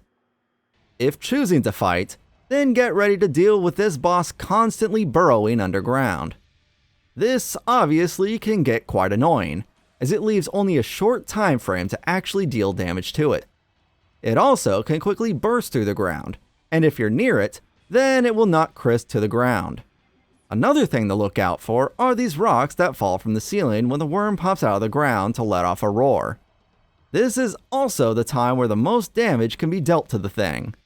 Just don't be too close to it, or else it will slam down on Chris, dealing immense damage to him. Something the game doesn't tell you is that there is a hidden timer to the fight. If you take too long to deal with the worm, then Rodrigo will be dead upon its defeat. But if you're quick enough, then you'll get this small cutscene where Rodrigo says he will finally be able to see his family again, and hands Chris the lighter that Claire gave him right before he dies. It is definitely worth your time to fight this boss, as the lighter can be used in the tomb to obtain the dual engrams, and at another point later in the game. With there being time to breathe, looking through the box inside the save room reveals all the items you put in there as Claire. If you were surprised by the character change, then you might find that there is nothing in here to make Chris's life easier, unless you were extremely lucky. On my first playthrough, I had Claire holding damn near every useful item, which left Chris being stuck with just his Glock 17. But if you did know when and where this was going to happen, then you could place all of Claire's strong weapons inside the box before fighting Nosferatu, as the fight could be finished with just Alfred's rifle and a few grenade rounds. Doing this would give Chris a huge upper hand throughout his section, as the game from this point onward won't be pulling any punches. I really like this feature in the game, and while a point could be made about the game not warning you or even giving you a hint of this happening, I think it adds to the game's charm, as it's not something the series has done up to this point. The shared item box also leads to a very strong weapon for Chris too, which can only be obtained if you placed a certain item that Claire used at the very beginning of the game inside the box. But we'll get to that when the time is right. Taking the elevator up leads Chris to the garage, and outside it is the tank Alfred was able to move thanks to the button on the back. Pressing it does the same for Chris, and reveals an elevator that takes him down to a corridor. The room closest to Chris is the captain's room, where a small puzzle can be found. On a wall is a painting of an active volcano. A small message at the bottom says, "Lava burns forest, flows to sea, forms the earth." This painting correlates to a nearby cabinet that has 4 drawers, each with its own color. Opening them in the order of red, green, blue, and brown reveals a replica Luger. This has absolutely no use whatsoever within the main game, but it does unlock something for the extra mode that Code Veronica has, which is something I'll talk about after the story. Outside the room is a lone battery pack and a locked metal door with the eagle insignia. It's different than the others though, as there's a hole where the halberd should be. The battery is used back at the garage to power up the lift, so Chris can reach the second floor. Nearby is a chemical storage key and a piece of paper.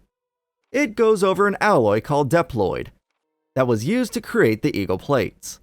Also mentioning an acid that is created by mixing two chemicals called Clement Alpha and Sigma that has the power to dissolve the alloy.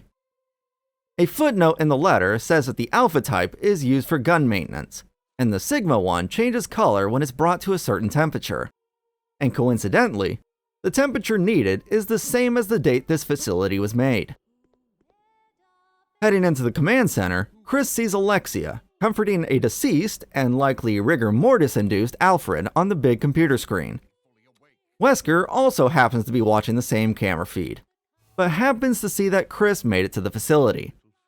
He then releases a very familiar looking enemy, alongside a couple of Roombas to greet Chris. Going down to the basement, Chris finds a metal stairway leading further down, and at the bottom is the shotgun that's sitting on a rack. Picking it up leads to the stairs being pulled up, which isn't an issue thanks to a nearby ladder that takes him back to the corridor where the locked metal door is at. Now here would be the moment where you'd take Chris over to the chemical storage room to obtain Clement Sigma. But I'm gonna be honest with you here. I completely forgot what the temperature was due to me not playing this game for a long while, and passing right by the plaque that shows the date. So instead, I wandered around like an idiot searching for anything I could pick up, which leads Chris to this lone fucking doorknob sitting on a lift. Grabbing it leads to Chris being discovered by one of Wesker's Roombas, which alerts two hunters that ambush him. Just like the other games in the series, these are not to be underestimated, as their quick attacks can knock your health down from green all the way down to, dead. Your death can also be expedited if they corner you, due to their attack stun locking, which, as I'm sure you can surmise, is extremely annoying. And just like the other games, there is one tried and true solution to deal with these frog fucks. That solution being A freaking 12 gauge, what do you think? the Smash Shotgun easily dispatches the hunters in this game, due to it knocking them down, allowing you ample time to either heal, reload, or continue filling them with lead. So just make sure to keep some spare shells in hand just in case you have more run-ins. Speaking of further run-ins, there are more of those Roombas Wesker let loose into the facility, and they weren't released to clean the place, at least not in a normal sense, as they were sent in to cleanse the world of our beloved Chris. Throughout the place, these annoyances will be hanging on the walls and ceilings, scanning their environments. If they detect Chris, they will signal a nearby hunter, forcing you into a confrontation. Most times you can get past these with no issue, but there will be times where you are detected right as soon as you enter the room. In these cases, you can usually beeline it to a nearby door to escape unharmed, but just remember that the hunter will be waiting in that room if you come back. And after killing it, the Roomba will reactivate and can spawn another hunter if it detects you. To make matters worse, you are unable to destroy them, so you better get used to dodging their scans if you want to avoid more hunter encounters. Continuing my aimless wandering, Chris walks out onto a balcony and finds another eagle plate sitting on the ground. But in a rather shitty turn of events, the giant crack in the ground it's sitting by happens to get bigger, leading to it falling deep into the sewers. Going this way wasn't a waste of time though, as there is a side pack here which adds 2 more inventory slots for Chris, just like the one Claire found in the submarine. There is also a door that is missing a handle, that Chris thankfully, and weirdly, decided to keep. The door takes him onto the other side of the second floor walkway, above the garage, where he can pick up a model tank. Adding it to the diorama on the first floor opens up a painting, revealing a memo from Alfred, where he talks about an underground passage that is blocked by the diorama. Alongside the memo is a key for the lift that Chris found the doorknob on. And by these items are a bunch of colored lasers that require the 3 military branch proofs to turn off. This room is also where you can find the temperature for the fridge that holds the Clement Sigma chemical. reading the plate by the diorama dedicates it to the creation of the facility on December 8th. With this information, we head back in the direction of the chemical storage room, but Chris gets a surprise from the past. I came. Wait.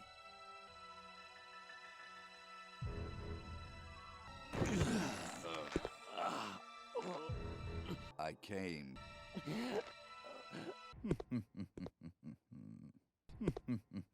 Wesker? He's still alive? What are you doing here? Who? Wait, you attacked the island. And my sister. It's Wesker, and he finally reveals himself to him. And instead of outright killing him, he for some reason decides to explain that he works for a different company and is here for Alexia. Chris gets hot-headed after realizing that Wesker attacked his sister and tries to bring his weapon up, but is unaware of Wesker's new powers and is promptly knocked back into a wall. Wesker then matrixes his way over to Chris. And yes, I did just make that a verb. And even though he has yet another chance to kill him, he starts monologuing about how much he hates him for ruining his plans back at the mansion. Chris shuts him up though by right hooking him in the face. This knocks his sunglasses off, revealing his inhuman eyes. Chris oddly gives a surprised look, as though he's finally realized that Wesker isn't a normal human anymore, if the absurd strength and speed didn't tip him off to that. For a third time, Wesker has a chance to kill Chris, but decides to keep leaking information to him by telling him that Claire is in the Antarctics with Alexia. And during his maniacal laughter moment, Alexia video calls in to laugh alongside him. Alexia?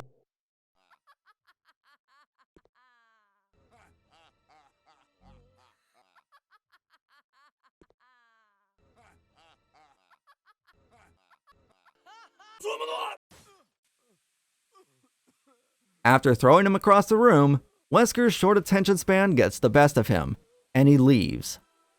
But to keep Chris company, a testicle monster pops out of the tank he was thrown against. While talking about short attention spans, I walk past the room that contains the Clement Sigma chemical, and instead, use the turntable key to take the lift up to the first floor of the training facility. There isn't much of note here, but outside the facility is a lift that takes Chris down to the airport. Going up a lift and across the bridge takes him to the maintenance room, where the oil puzzle resides.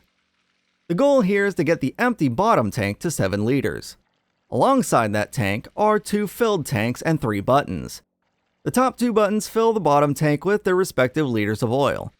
There is a 3 liter and a 5 liter. The third button that sits by the empty tank at the bottom is used to drain it entirely. Overall, this isn't too difficult, as all you have to do is use the 5 liter button 1 time, the 3 liter button 2 times, the drain button, and then the 3 liter button 3 times. When that's done, Chris is able to lower the bridge down to the first floor. This takes him to the boarding area, where Claire and Steve got on their plane. At the end of the room lies the 3 military branch proofs, which Chris now needs. This place was also where Wesker released all the hunters into the facility, and you can definitely tell, as this place was crawling with hunters. There is nothing worse than having to deal with these leaping frog douchebags. Okay, I lied. There is something a lot worse.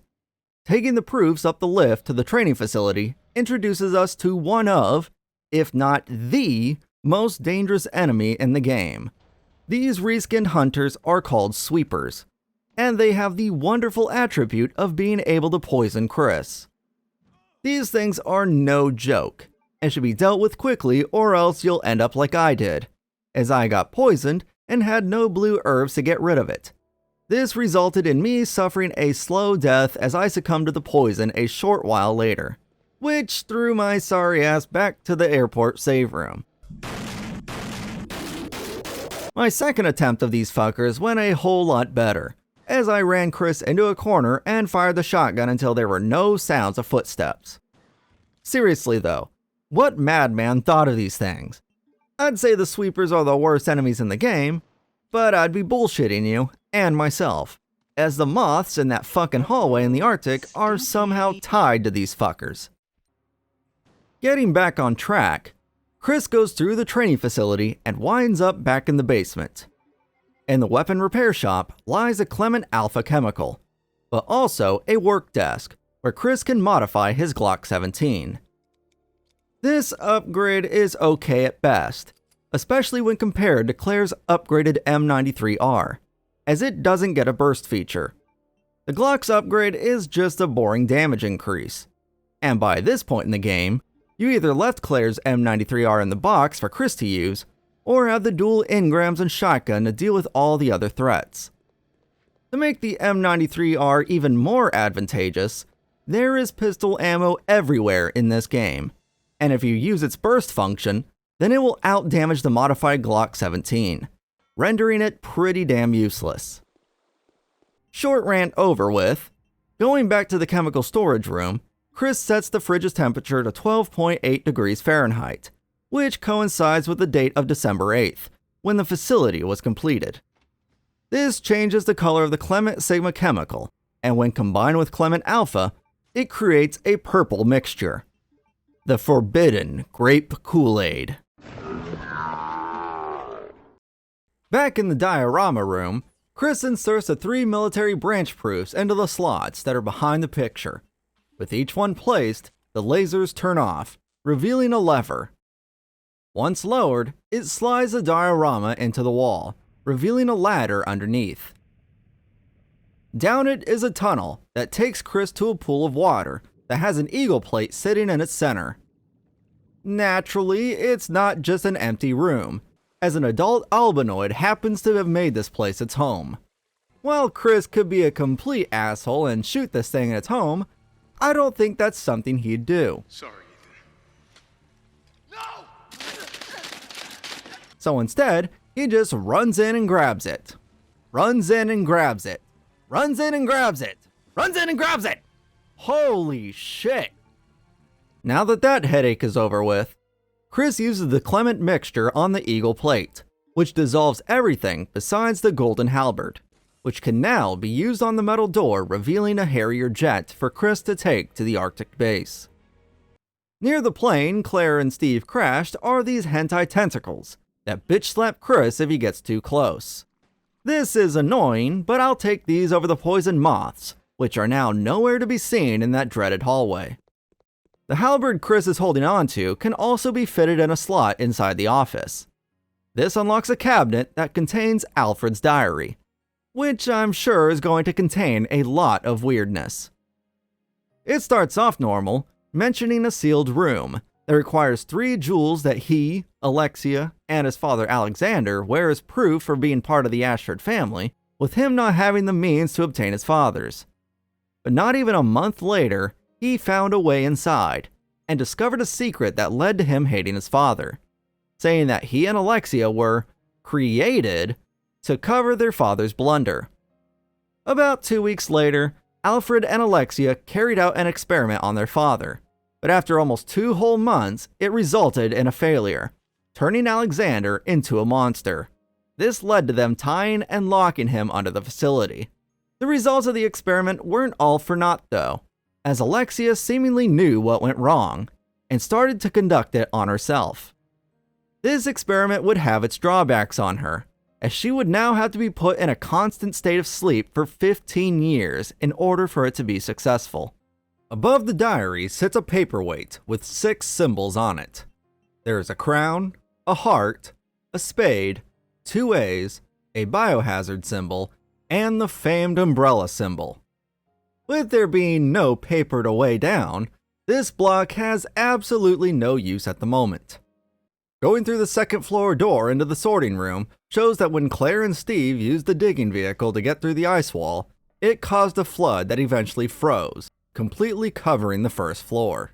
Heading into the machine room where the flood started, Chris sees it's been frozen over as well, but is able to reach the valve Claire used to shut off the gas. After grabbing it, the dead bodies that will obviously become zombies. It's your run-of-the-mill encounter, where the protagonist is surrounded. All you have to do is pull a 180 and what the fuck is that thing? Hello? After dealing with the little moth larva that rudely attached to his back, Chris makes it out of the room, with only a little bit of himself missing.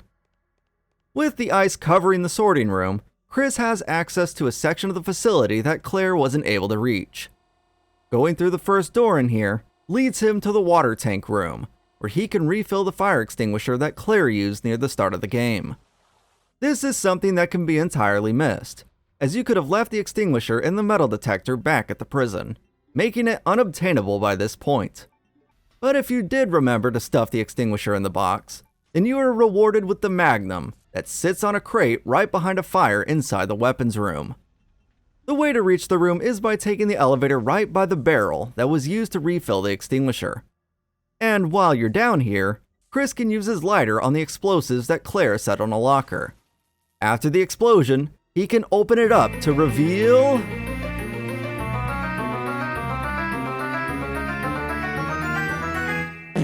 3 boxes of ammo.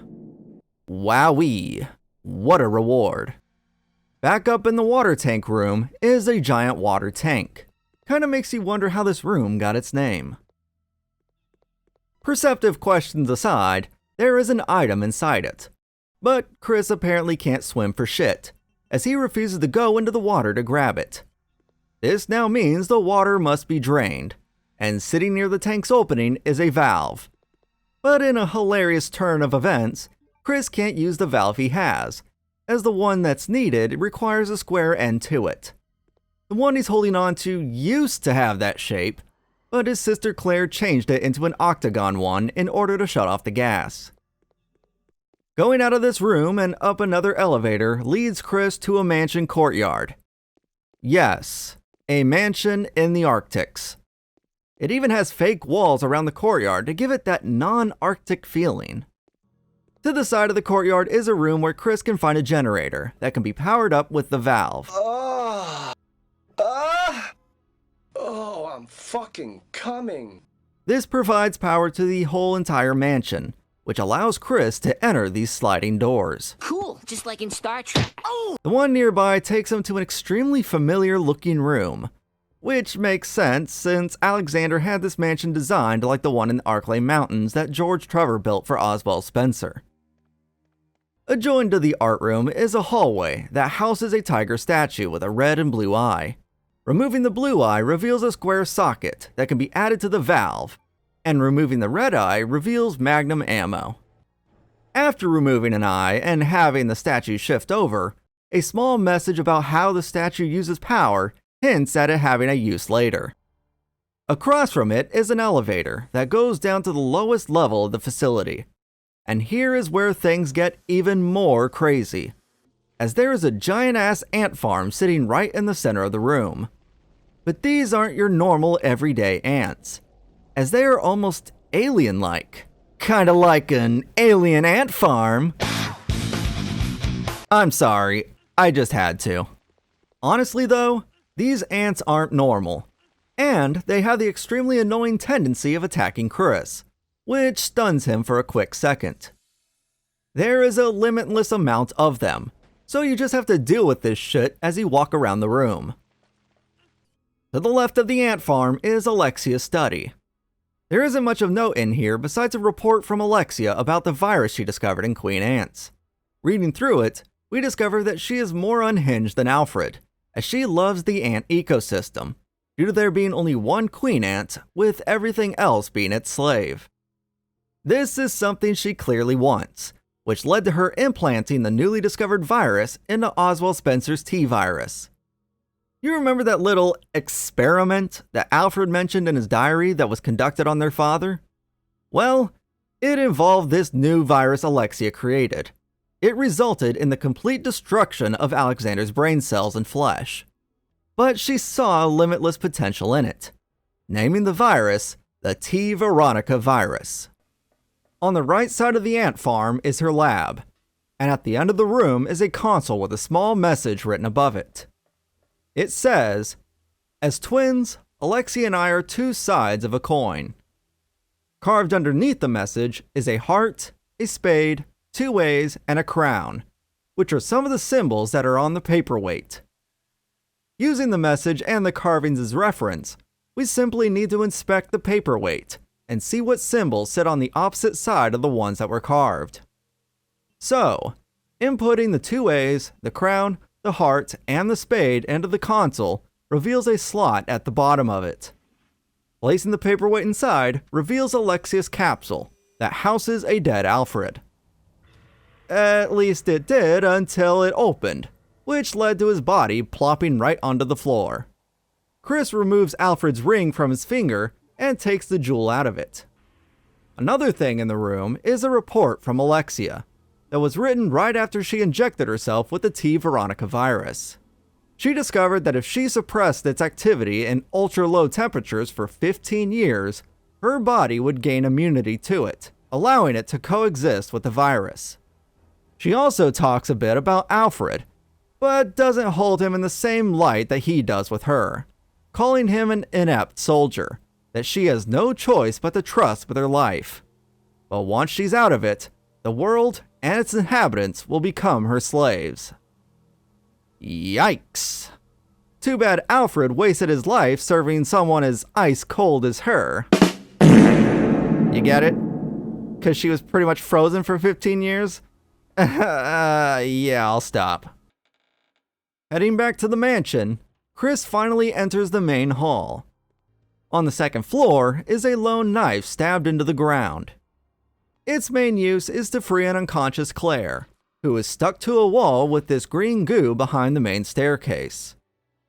When she wakes up, the two share an embrace, and then Chris floats the idea of leaving, even though Alexia is a huge problem, and not just for here, but the entire world. Claire ruins the entire moment though by bringing up Steve, telling Chris that he needs to be saved. The moment is ruined even more when Alexia butts her head in and laughs maniacally, which at this point seems to be a family trait. She then threatens them with their impending doom and walks off, and that's when Chris and Claire conclude that she must know where Steve is at and start pursuing her. The two get separated after a giant hentai tentacle blasts through the wall like the Kool-Aid Man, knocking Chris down to the first floor. There is no way for him to get back up to where Claire is at, and off in the distance, an annoying scream can be heard. No! They decide that it's best to split up, resulting in a third character swap. Well, would you look at the time? I haven't said anything informative in quite a while. And since we're nearing the end of the game and have seen many of its environments, let's go over them, seeing how they differ from the previous games. Code Veronica is the very first mainline RE game to use 3D environments. I say it that way because RE Gun Survivor used 3D environments first, and that came out almost a week before Code Veronica did. But this is about mainline entries, and Gun Survivor kinda sucked ass. So let's just stick with this game being the first in the series. If you played Resident Evil 1, 2, and 3, then you can already tell the differences between the environments in those games and the ones in Code Veronica. If you didn't, then don't worry, because I'm going to go over them. The first 3 games all use something called pre-rendered backgrounds. The way these worked is that the game developers would create these highly detailed 3D spaces, and then they would take snapshots of those spaces, which would obviously be in 2D. These 2D images would then be placed in the boundaries where the player character, items, and enemies occupy. And since these backgrounds didn't require any real-time rendering, developers would be able to use the extra memory the background saved for other purposes. It really did come down to them not using these 3D spaces due to hardware limitations and memory usage. But let me tell you, all these pre-rendered backgrounds hold up really well to today's standards. But once hardware limitations weren't a problem for developers anymore, they started to appear less and less. Obviously, they didn't disappear forever, as many indie devs and even later RE games decided to still use them. There could have been a multitude of reasons for this, be it for artistic choices or to save time and money. Either way, these types of backgrounds remain a favorite for many old-school survival horror fans. But with the introduction of stronger hardware, developers started to use fully 3D backgrounds more often. The developers behind Code Veronica were no different. Their use of 3D backgrounds also gave them more freedom with the game's camera, allowing it to zoom in and out, pan, and follow the player character around the environment. Depending on who you ask, this gives the gameplay a much needed boost, as the player will have an easier time aiming at enemies and traversing the environment. The downside is that the graphics haven't aged as well as the other REs. Yeah, the sprites look a lot better due to the higher polygon count, but it's the backgrounds and environment that suffer in the long run. Comparing Code Veronicas to RE3s, we can see that they are pretty close in terms of quality, and that's with RE3 being on the PS1, while Code Veronica is on next generation hardware. Obviously, I'm not hating on Code Veronica's use of 3D environments, as I think they look amazing. It's just that I think the pre-rendered backgrounds have more personality and have aged better with time. Then again, this could all stem from me being nostalgic for the older RE games. But that's enough praise for the older REs, as I now want to talk about Code Veronica's environments. Besides how the environments were made, you should be able to notice the difference in this game's environmental aesthetics compared to the previous three. RE1 through 3 were all set in Midwestern America, with 2 and 3 taking place in the fictional Raccoon City. Code Veronica, on the other hand, takes place in Europe, and later, Antarctica. The change from using American-based environments to a more gothic European one really does help differentiate this game from the previous entries. Granted, half the environments devolve into the usual Resident Evil Umbrella Lab bullshit, but the mansion, palace, and residence are the ones that stand out the most, with them leaning heavily into the European Gothic aesthetic. These are all a joy to look at and explore through, with my absolute favorite one being the private residence, which has the Gothic design throughout. It starts with the courtyard, that's filled with these creepy-ass statues, like this one with its stomach and chest opened up, revealing its ribcage. And sitting right by it is this fugly demon-faced water fountain. While those may be creepy, the indoors is a lot worse, because not only does it continue the creepy statue trend set by the courtyard, but it also has this giant doll statue strung up right in the center of the room. I also really like the rooms designed like the ones at the Spencer Mansion. When Code Veronica first came out, this was the only way to view some of the rooms RE1 had in a higher quality. Obviously, that didn't last long though, due to the RE1 remake that would release 2 years later. But hey, you gotta take what you can get. No matter where you stand on the pre-rendered and 3D background debate, you can appreciate the environmental designs throughout Code Veronica. And even though Capcom goes right back to using pre-rendered backgrounds in the next 2 mainline RE games, their first foray into the online RE games and their biggest release of the generation will use 3D environments. So I like to think of Code Veronica being a blueprint for those releases.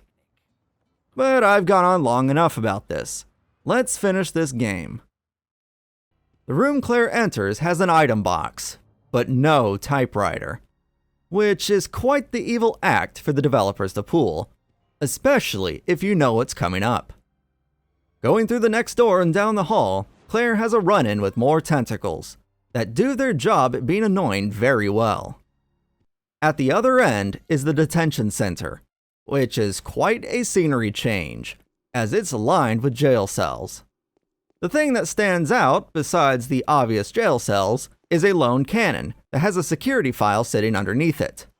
It details about the self-destruct device that's been installed into the facility as a safety measure to keep the family's secret, secret, with the activation code being the name of Alexander's beautiful ancestor. Gee, I wonder who that is. Sure as shit isn't Stanley Ashford. Turning the cannon's handle reveals a crystal that was placed inside. Grabbing it, holy shit! Quickly heading over to grab it, the crystal ball contains a card. But the issue is that it's a damn crystal, and it's not able to be opened by regular means. Good thing a giant-ass slab that slams down is no regular means. After avoiding being pancaked, she picks up the newly released card, which somehow also locks the slab into place, making the small area safe to walk through. But I still didn't trust it. The card is used to open up some iron bars that houses a long corridor filled with sets of armor. At the end is my favorite punching bag, Steve.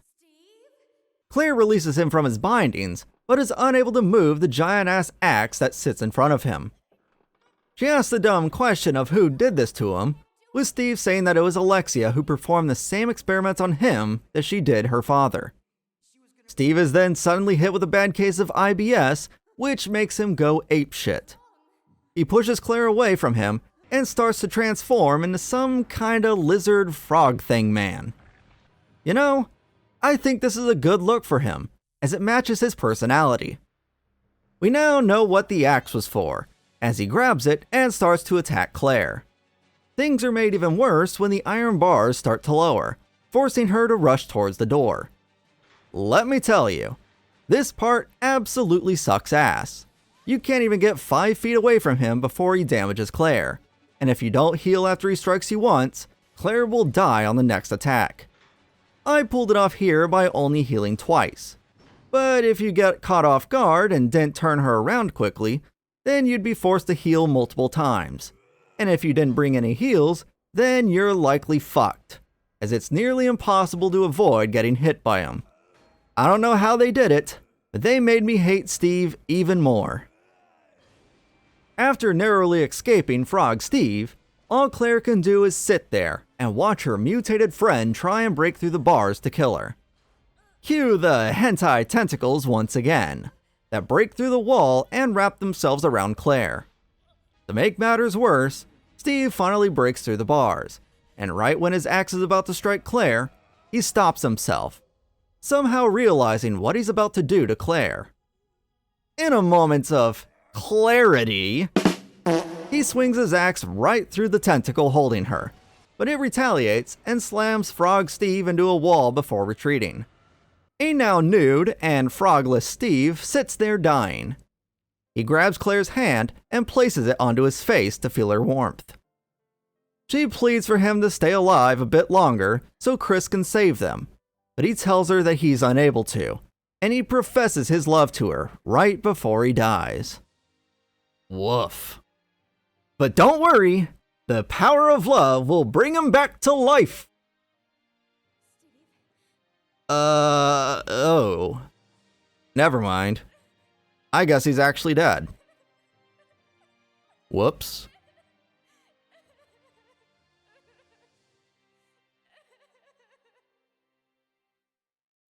With Claire crying over a frog, we now head back over to Chris, who, like a frightened child, is watching a lover's quarrel between Wesker and Alexia. He is there for the T Veronica virus, but the only remaining sample is within Alexia. Wesker demands her to give it to him in a way that isn't explained, but she isn't going to allow it, as she feels he is unworthy of its power. Things then devolve into a power measuring contest, with Alexia lighting herself ablaze. This burns all of her clothes off, and she transforms into this gray thingy. Honestly, I don't know what she's supposed to be, but here she is. Wesker is caught off guard by this at first, but he isn't going to allow someone to upstage him when it comes to showing off their powers. He then proceeds to wall run away from the fire she spawns, and promptly left hooks her right in the face. In the midst of all of this madness, Chris is brought out from hiding. Wesker's short attention span gets the best of him again, as he tries to go after Chris with Alexia still in their midst, and is blocked by a wall of fire. He then kinda compliments Chris by saying he's one of his best men, and leaves him to deal with Alexia. This fight is pretty good, and probably one of my favorites. It involves you having to stay mobile while keeping your distance from Alexia, as she tries to get close to Chris. The way she does this is by marking the ground with blood, which is quickly followed by fire. This can get quite tense if you aren't prepared, as the fire blocks pathways, and will stun Chris if it hits him. Aside from her fire attacks, She can also vomit out acid if she's within close to medium range. If she does close the gap between her and Chris, then kiss his sorry ass goodbye, as she will instantly kill him. To be honest, I wish this fight was more challenging, as it's not too difficult to stay far apart from her while avoiding the acid and fire attacks. She also doesn't have that much health, with it only taking 6 magnum rounds, or about a dozen shotgun shells to put down. They should have just given her more moves, quicker fire attacks, or more health. Or hell, even combining all these together, as they would have made the fight feel more impactful, showing just how capable Chris is compared to Wesker and his powers. Obviously, they show that, but feeling it is another thing entirely. Once enough damage has been dealt to her, Alexia falls to the floor. And in a very unwise move, Chris just leaves her there, and takes the jewel that fell from her when she spontaneously combusted. Once he leaves the room, we see that she isn't dead, and will obviously be a problem later. Combining the valve with the socket Chris obtained earlier, he can now use it in the water tank room to lower the water, allowing him to grab the crane key that sits at the bottom. But the game has a jump scare for us right as he grabs it, as a sweeper bursts through the glass. But it should be no issue if you're still holding on to the shotgun. The crane key is used in the sorting room, which brings up the body of our old friend Nosferatu, aka Alexander, who drops the third and final jewel onto the ice. Thankfully, this doesn't lead to another fight with it, but it instead leads to a fight with this giant-ass spider. But like the worm with Claire and the adult albinoid with Chris, the best course of action is to grab the jewel and run like hell, as there is absolutely no reason to fight it. You're finally here. So, what do you want? I never got to fight you at the tournament. I'll take you on right here, right now. There's no reason to fight. You ain't got one? Well, I do! With all 3 jewels, Chris can now place them into the family portrait in the mansion's main hall, which reveals a metal door behind it. This is the hallway that Alfred's diary mentioned, and the first door to Chris's right is the exact place Alfred discovered that led him to losing his shit. This room is where it all began, where Alfred and Alexia were created by Alexander. A lone report sitting in a chair explains how it was done. Alexander had found a way to alter the gene that administers someone's intelligence. He then combined that gene with Veronica's, who by this point he has become obsessed with. Once combined, he implanted it into an unfertilized egg of a surrogate mother, who, to his surprise, gave birth to twins. Alfred was quite intelligent, but not enough to be considered a genius. But Alexia's, on the other hand, was unmatched, and Alexander looked to her to bring the Ashford name back to glory. Back in the main hall, there is a door leading to a study, and inside a desk drawer is a key that unlocks the art room door in the main hall. This may not seem like much, but it's part of a puzzle that's in the next 2 rooms. In them, we clearly see that they are the original versions of Alfred and Alexia's bedrooms that were on the island. This means that there are 2 music boxes, one in each room. The difference here is that the blue king ant and the red queen ant are already on top of their music boxes, with them only missing a part of their abdomens. If you think back, the only jewels we have come across are the tiger's eyes back in the art room. But you just can't simply go in and take one, as it results in the tiger statue shifting over and making the other eye unobtainable. The way to get around this is by shutting off the power, as that's what causes the tiger to move. So, you have to go to the room that has the generator, shut off the generator, go through the front doors of the mansion, through the art room doors that can be unlocked with a key that was obtained in the study, and grab the 2 eyes. The reason we had to go this route is because the sliding doors can't be opened without the power being on, which forces you to go through the main hall, and in the double doors leading into the art room. When I first played this a long time ago, it took me longer than I'd like to admit to figure this out, as I kept going back to the rooms with only 1 jewel in hand, just to have to go all the way back to the statue. Looking back, this puzzle is quite a nice brain teaser, and it, alongside the oil puzzle, are my favorites in the game. Upon placing the red jewel in Alexia's music box, it opens up, allowing Chris to grab the music box plate, which must be placed inside Alfred's music box, which can also be opened with its respective jewel. Just like the room on the island, this brings down a ladder, but this one goes up to a conference room. In the middle of the room is a table that has a container with a dead anthill inside. On the top of it is a wingless dragonfly object, which harkens back to that weird family video of Alfred and Alexia. After grabbing the object, the camera switches to this view that seriously makes you think something's about to crash through this window. And once you move away from it, nothing happens. What an evil and funny thing for the developers to do. The dragonfly object requires 4 winged objects to be combined with it. The first one is located on the floor in the room where the giant ant colony is at. The second and third are in front of the mansion's entrance, one being in front of the carousel, and the other is next to a giant vase in the water. The final wing is in the room where Alfred and Alexia were made, and is inside a containment chamber that can be opened with a nearby control panel.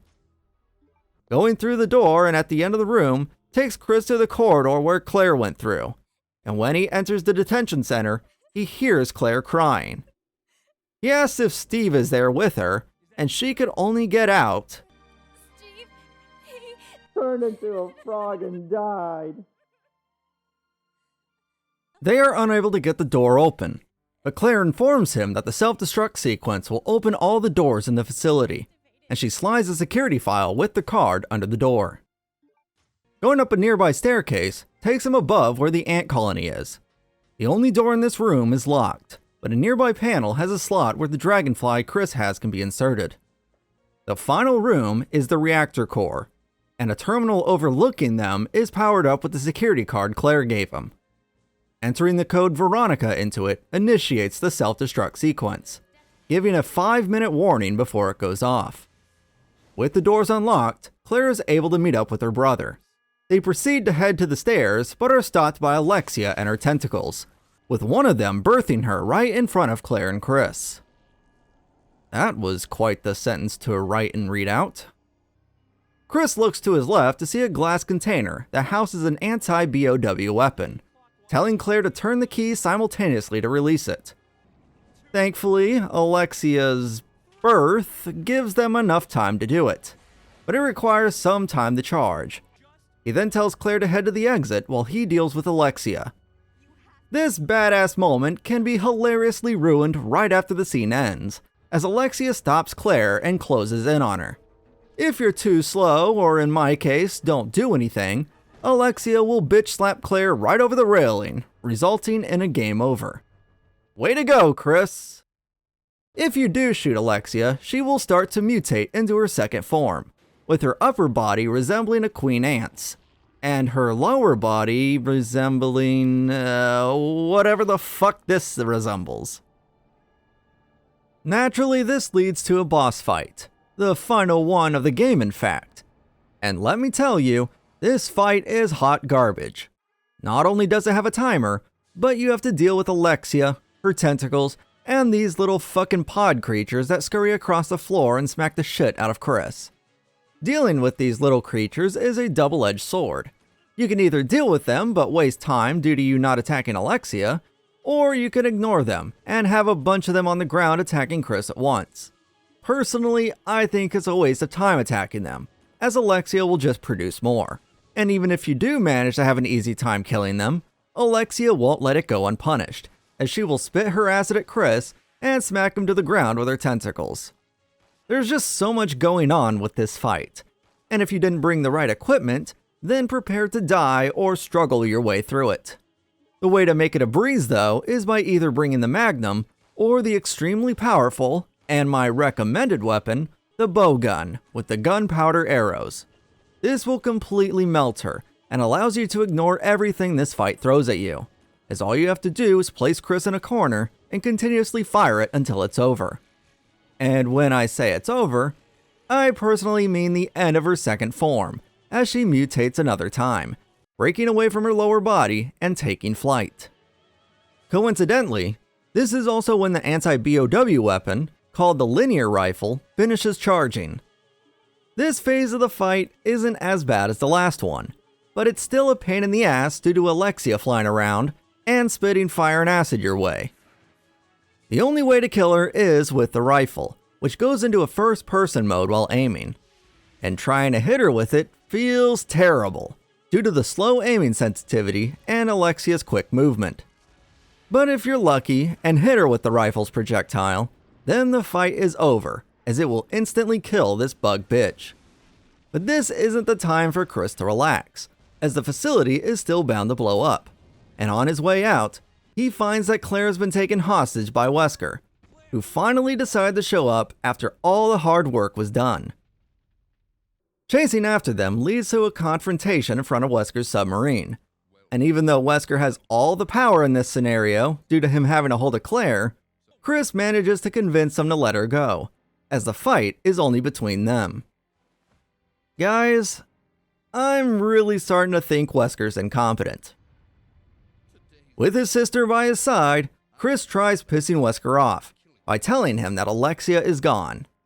But Wesker didn't come out of this empty-handed, as he recovered Steve's body due to it containing some of the T-Alexia virus.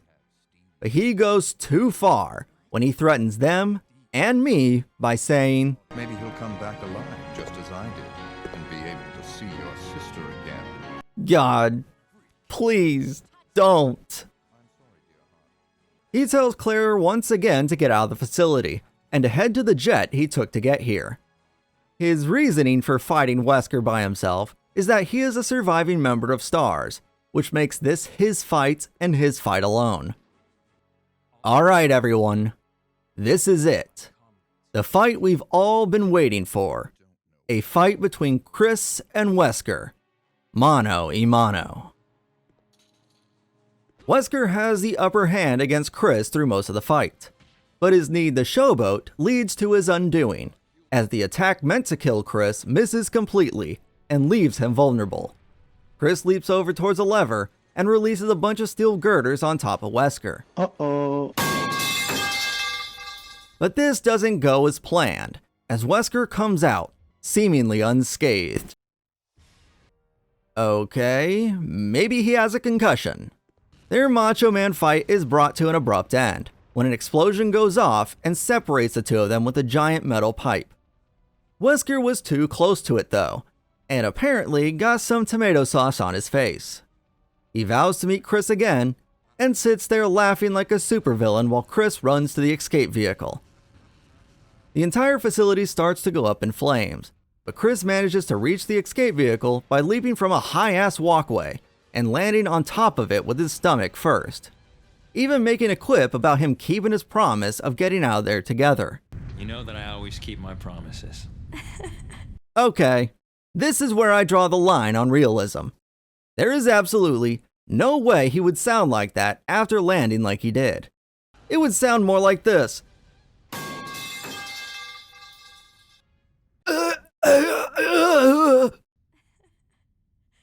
They get in the jet and escape the facility before it blows up. While flying back home, Claire asks for him to promise to never leave her alone again, but he tells her that this isn't over, and that they need to destroy Umbrella once and for all.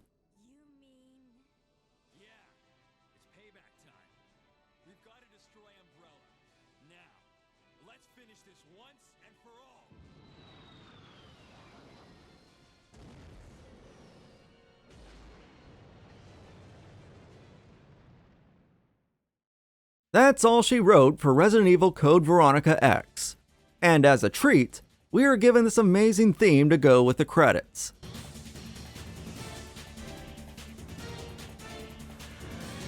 After those are done, we are given a blank screen with 2 words on it. Battle Game. The 2 exclamation points drives home the excitement here. If you don't understand what those 2 words mean, then I don't blame you, as there is absolutely no description with it. But upon going back to the title screen, we see it's a new mode that's been unlocked for completing the story. But before we go over that, there were 2 other unlocks that could be obtained through the story. And if you know anything about the Resident Evil series, then you know what one of them is. That unlock being the series staple, the infinite rocket launcher. In order to obtain this unstoppable weapon, you must clear the game with an A ranking. The requirements to get this ranking aren't simple though, especially with how difficult this game can be. Here is the list of things that must be done in order to achieve it. The first is that you must complete the story in under 4.5 hours, which isn't so bad when compared to the other required times in the other RE games. The second is that you cannot save a single time throughout the game, and this is where it can get a bit troublesome. In RE2, which is the previous game in the series that required a ranking to obtain the rocket launcher, you were allowed a couple saves, which gave you some peace of mind, especially if you use a save right before a tough section. That's not the case here, so be ready to tense up during some of the more annoying bosses, such as the Tyrant and the cargo plane, and Alexia at the end of the game. If you do happen to die at any point, it gives you the option of retrying, which puts you back at a hidden checkpoint depending on what you've accomplished recently. For instance, if you die fighting Alexia's second or third form, retrying will place you right back at the console that activates the self-destruct sequence. For people's first playthrough, this can be a godsend, as it saves you a bunch of time, especially if you haven't saved in a while. Staying on the topic of not saving in a while, since you're on an A rank attempt, you haven't saved once, so this retry function sounds pretty nice. Except you can't use it, as it will instantly take your A rank and tear it to pieces, along with your hopes and dreams. These two make an A rank attempt brutal, as a death pretty much marks a full retry. But the third requirement is just plain cruel, as you are not allowed to use any first aid sprays. Herbs are fair game though, so be sure to keep a hold of them and combine as many as possible to maximize their effectiveness.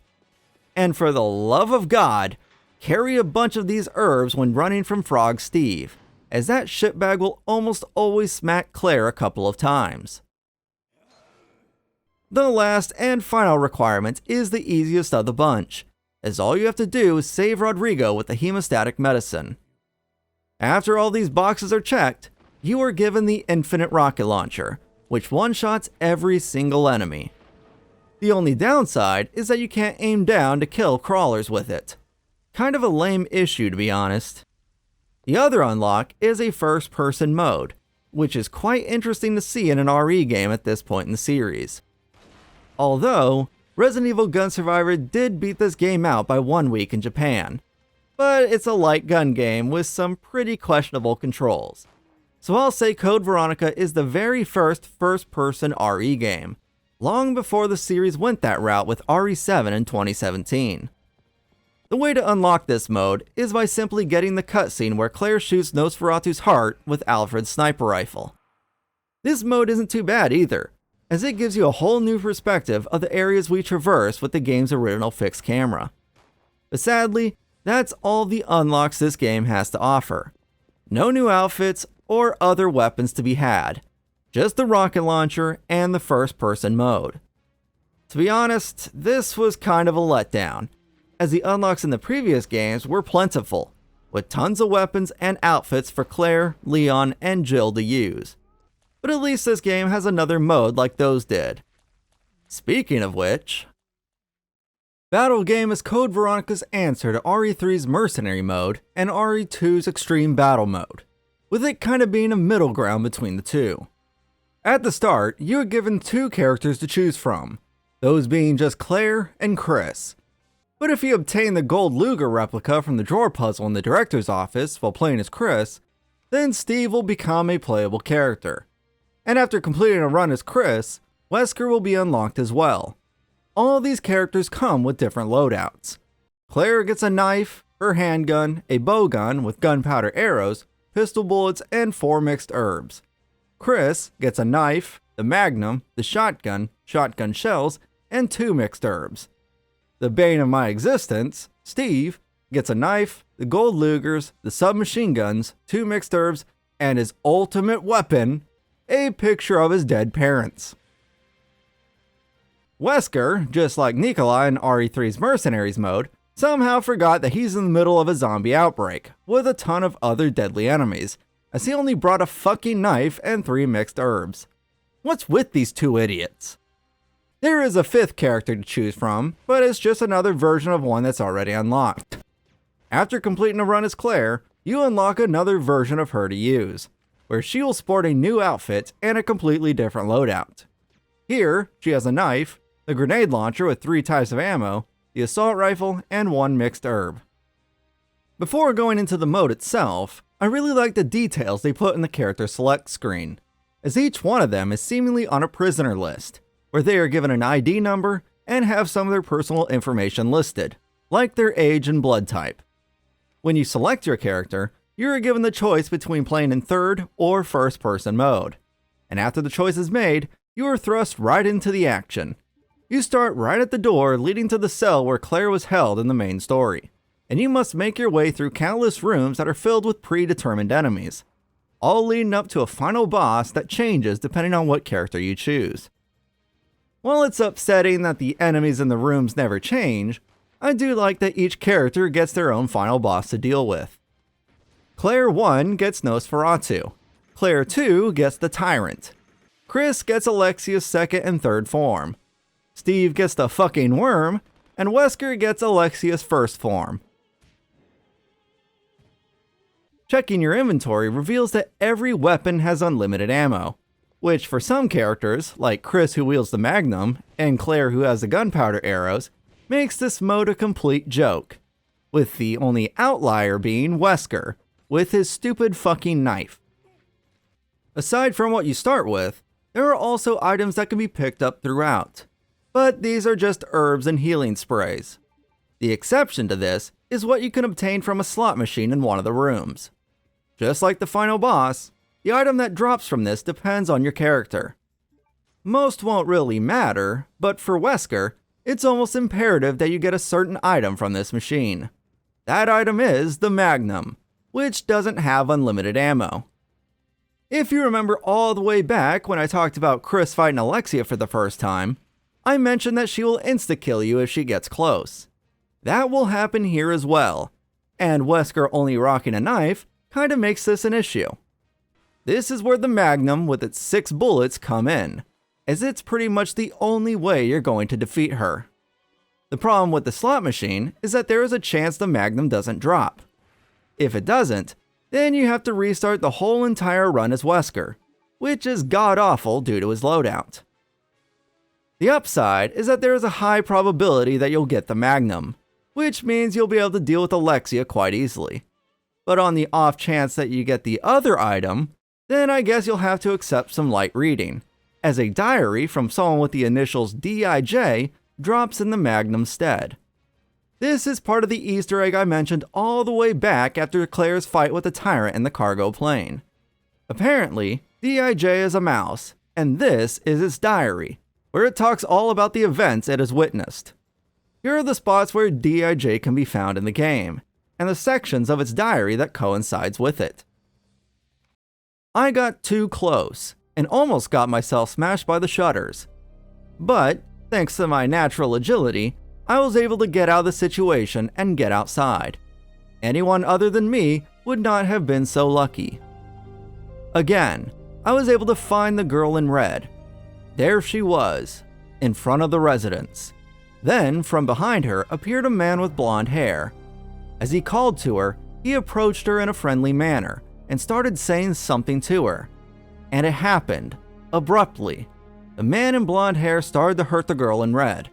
I have to save her, I thought to myself, but the man with blonde hair went away. Who was that blonde-haired man? What did he want from the girl in red? The self-destruct announcement and the emergency siren warned the end of Rockford Island. I hurried to the hangar of the transport. The transport we were on took off as everything exploded into flames. With my neck-risking effort, the girl in red slammed the monster out into the open sky. Sure enough, she was a Valkyrie, a goddess of destruction. As I was resting in the dark, someone was coming. Whatever it was right there. The door suddenly closed and there was no escape. I kept slamming the doors. Then the door opened. I exploded out of there. But I was no chicken. I stopped to turn around, and there she was, the girl in red, standing there, looking at me. Where was this place? I was stuck in a room with an elevator and an old cannon. Where was I supposed to go? I was stranded. I felt endless despair. Then that blonde-haired man with the sunglasses appeared. He had the girl in an arm lock. Then a man in a black vest came running after them. The man with blonde hair disappeared into the prison cell with the girl. The man in the black vest followed them. I also hurried to chase after them. It was a grueling fight, head to head. Was the man who knew that girl a monster? The fight looked like it could last forever. Then, suddenly there was an explosion, which interfered with the fight. That was the last chance. I had to get out of there. I had snuck through the hatch of the sub as it was about to close. Finally, I was released from a world of death, and I was able to come back to a world where desire and power ruled. And that's it for the Easter egg. This is truly one of my favorites in the series, especially with the blink and you'll miss it moment right at the very end. With that long sidetrack now out of the way, let's continue talking about the battle game. Beyond the threats that you'll face, another threat is the clock. There is a timer at the top that counts upwards, which may not seem imposing, but it becomes that when you realize that this mode has letter rankings just like the story does. Depending on what character you choose, the time needed for an A ranking changes as well. For Claire 1, you need to complete the mode in under 6 minutes and 10 seconds. Claire 2's time is under 8 minutes, Chris's is 6.5 minutes, Steve's is under 10, and Wesker is given a whole fucking hour, which you'll need due to him lacking any firearm. After each character's completion, we get these nice still frames of each of them. Chris caught a fish. Claire decided to buy a giant-ass motorcycle with a skin-tight suit. Claire 2, for some reason, decided to model in front of some military equipment. Steve's looks back on better times when he and his parents were still alive. And Wesker's has him looking back at us while making his escape at the end of the game. Your reward for achieving an A rank with all characters is the linear launcher, which is the weapon Chris used at the end of the game to kill Alexia. My issue with this is that it's locked to the battle mode only, as is Claire's second outfit. What the fuck were they thinking? It would have been so damn easy to carry this stuff over to the story mode, but they, for some reason, decided not to. So now we're stuck with the outfit and linear launcher being in the battle game only, and the rocket launcher in the story mode. I truly wish there was more, but there isn't. That is everything in Code Veronica X. So before I give my final thoughts, let's talk about the music and voice acting. Code Veronica's soundtrack had 3 composers. Takeshi Miura was the game's chief composer, with Code Veronica seemingly being his very first video game credit. But this wouldn't be the last time he composed for the RE series, as 9 years later, he would return to compose for the light gun game, The Dark Side Chronicles. Beyond the RE series, he would be the main composer for Time Crisis 3, which, just like The Dark Side Chronicles, is another light gun game series that I personally spent a lot of time playing. Before working on Code Veronica, the game's second composer, Sanae Kasahara, composed for a couple of projects, with the most notable one being Cho Aniki Show, a radio drama for the side-scroller shoot-'em-up video game series Cho Aniki. I don't speak Japanese, but from just seeing the game the radio drama is based on, I can surmise that it's probably batshit insane and right up my alley. Sanae Kasahara would not return to the RE series after Code Veronica, which the game's third composer, Hijiri Anzi, also known as Anzi and Anzi Hijiri, would also not return to the series. Code Veronica was her very first composer credit, but afterwards, she would work on countless projects, as a composer, an arranger, a lyricist, and even a performer. I'll admit, I don't know any of her other works, but just looking at the long list of everything she's worked on clearly shows that she's killing it out there. The 3 of them also killed it when it came to the soundtrack of Code Veronica. I don't know how they did it, but they managed to create one of the best soundtracks in the entire series. From the tense to the atmospheric, the game's soundtrack is chock full of memorable tracks. My absolute favorite, which I'm sure is many people's favorite, is A Moment of Relief, the game's save room theme.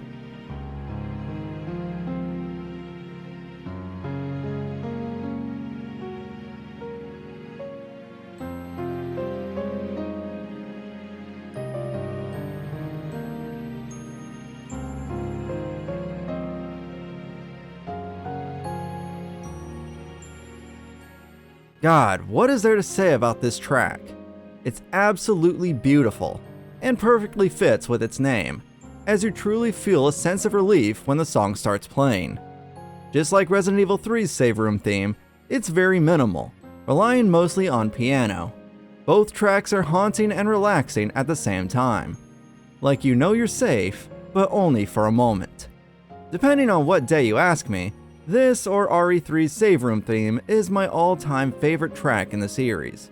They are both perfect in every sense, and whenever I replay these games, I always find myself sitting in the save rooms for longer than I should because of their tracks. Aside from that one, the Ashford family theme, and all of its iterations, stand out among the rest. These can be heard throughout the entire game, and sometimes, it's not always apparent if you aren't listening for it. The noticeable uses of these range from the music box versions that are heard in the Weird Family video and from the obvious music boxes, but it can also be heard in small segments of the tracks The Suspended Doll and Pandora's Box.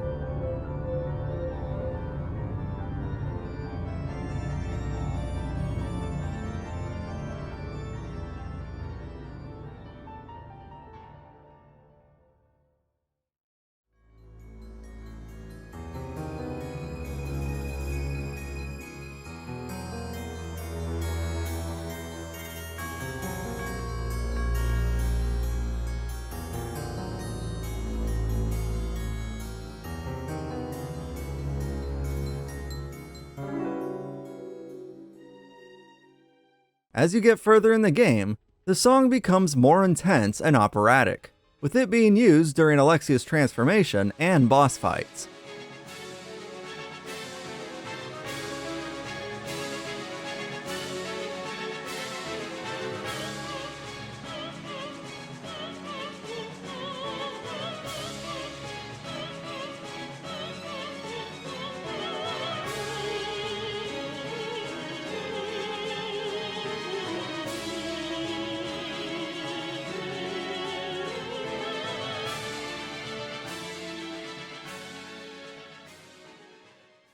It also plays at the very end of the game's startup cutscene.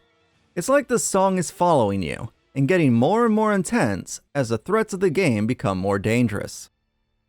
Another way to look at it is that the whole focus of the story is on the Ashford family, and their song being used throughout helps add to its storytelling, due to it playing at different sections in the game. But regardless of how you see it, the constant use and change-up of this track is quite the marvel, and the composers should be damn proud of what they accomplish with it. Going further into the game's music, there is a long list of both tense and horror-filled tracks to listen to, so this soundtrack is quite varied. The boss fights also have good supporting tracks, with the aforementioned altered version of the Ashford family theme being played in Alexia's fights, and the fast-paced drum-filled tracks when fighting the Tyrant. But the game is firing on all cylinders when the gothic vibes of the game's environments mixes with the very atmospheric music they have created.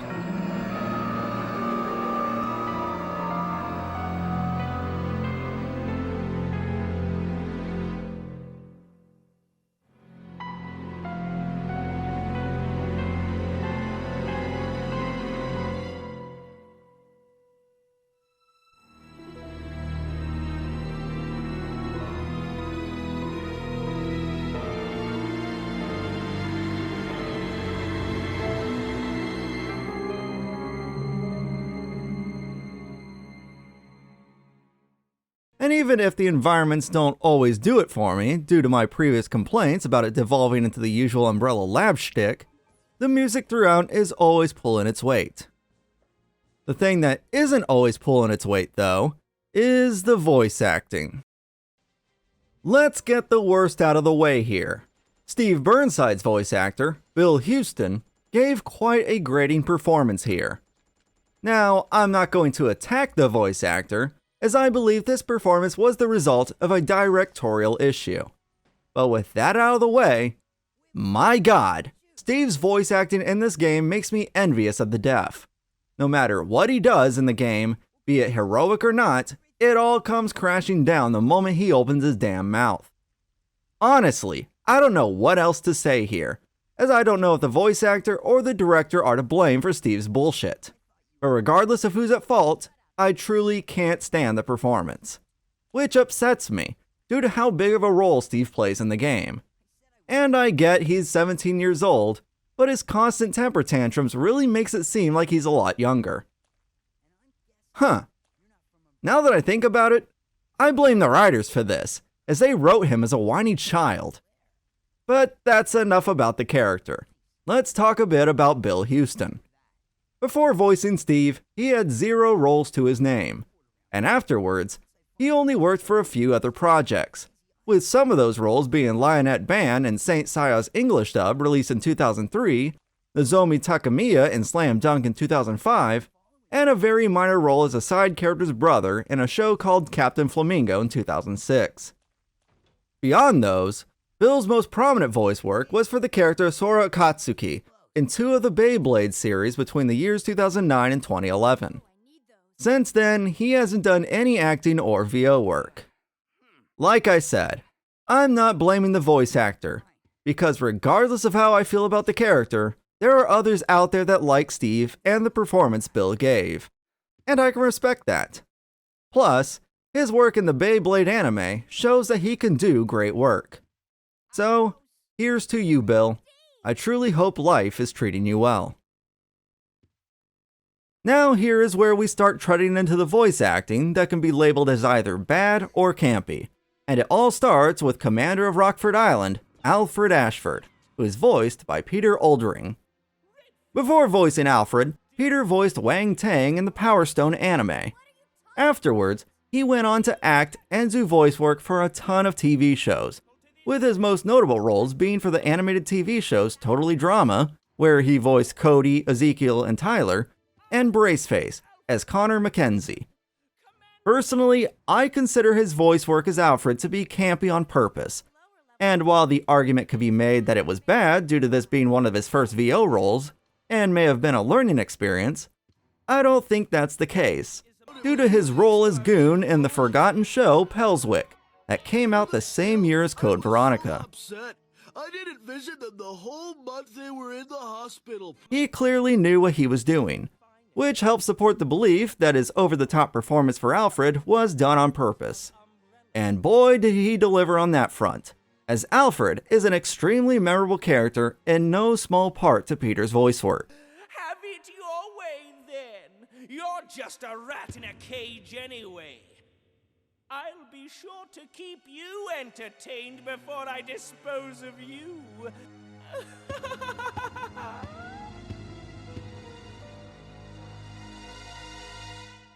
Layla Johnson, who voiced Alexia Ashford, is in the same boat. While not as over-the-top as Alfred, she still gives a campy performance and pulls off a maniacal laughter quite well. She also voiced Alfred's split-personality version of Alexia, which extended her role as his character quite a bit. And just like Peter, I believe Layla gave a campy performance on purpose. Both characters, thanks to Peter and Layla, are unforgettable due to the work they did, and it's truly hard to imagine these psycho twins sounding any different. Before she voiced Alexia, Layla had a handful of acting jobs under her belt, with her continuing to act on numerous projects afterwards. In 2004, she acted in the short-lived American version of the TV series Touching Evil, where she played as the character Holly Cregan in 7 of its 12 episodes. In 2005, she starred alongside Ryan Reynolds' rap in the movie School of Life, where she played as Denise Davies. The voice of Rodrigo Juan Raval, Martin Roach, did a damn good job here. And while his role in the game may have been small, especially compared to all the other characters, he managed to make Rodrigo likable, as he acted the character out in a serious manner, making him almost trustworthy from the start, due to how everyone else around Claire is either annoying as hell or crazy as shit. Before he got the role as Rodrigo, Martin already had a good amount of work under his belt. And afterwards, the work kept pouring in for him, with there being a metric ton of other works, from acting to voiceover, with his most recent roles being in 2025. But the role I know him best for is in the Far Cry video games, where he voices Pastor Jerome in Far Cry 5, 6, and New Dawn. This land, this life, our freedom. What's left of it now? Funnily enough, though, he also did voice work in the Slam Dunk anime series alongside Bill Houston, with him voicing Takanori Akagi. No chance of getting off this island. And what about you? What are you going to do? Don't worry about me. Now onto the 3 recurring characters of the series, with Wesker being up first. If you played the first Resident Evil, then you're going to notice a change in his voice, as Wesker's original voice actor, Pablo Kuntz, was replaced by Richard Waugh, who would keep this role for the foreseeable future. And sticking with most of the voice actors in Code Veronica, his first attempt at Wesker comes off quite campy, but not in a bad way, as he seems to revel in the role, which makes it extremely entertaining to listen to. In an interview with Project Umbrella, he stated that his interpretation of Wesker came to him when he and his kids were watching a lot of Disney movies, one of them being The Jungle Book. And in that film is a smooth-talking Bengal tiger named Shere Khan, voiced by George Sanders. I just dropped by. Forgive me if I've interrupted anything. Upon hearing the character, he thought that a military type having a cultured, chocolatey voice like George Sanders would be cool, which he was 100% right about, as his interpretation of Wesker is considered one of the best in the entire series. But before he got this role, Richard Waugh didn't pop up out of nowhere, as he had been acting in both TV and movies for the past 12 years. Afterwards, he would continue acting, with him seemingly having a role in a film or TV show every single year up to this point. And weirdly enough, he did VO work alongside Bill Houston in the animated TV series Captain Flamingo. I'm going to let you live a little longer. Another returning character that had their voice actor changed was Chris Redfield, who was voiced by Scott McCulloch in the first RE, but was switched to Michael Filipowicz for Code Veronica. This would be his only time voicing Chris, as he would also be switched out for another voice actor after this game. But that had nothing to do with his performance. It's just something the developers seemed to do with both Leon and Chris for some reason. I personally think Michael did a great job voicing Chris, as he gave a more serious and campy performance, which helped balance out the overall feel of the game. In a seemingly never-ending small world type of coincidence, before Michael got the role of Chris, he played a small role in the FX TV series, where one of the main characters was played by Wesker's voice actor, Richard Waugh.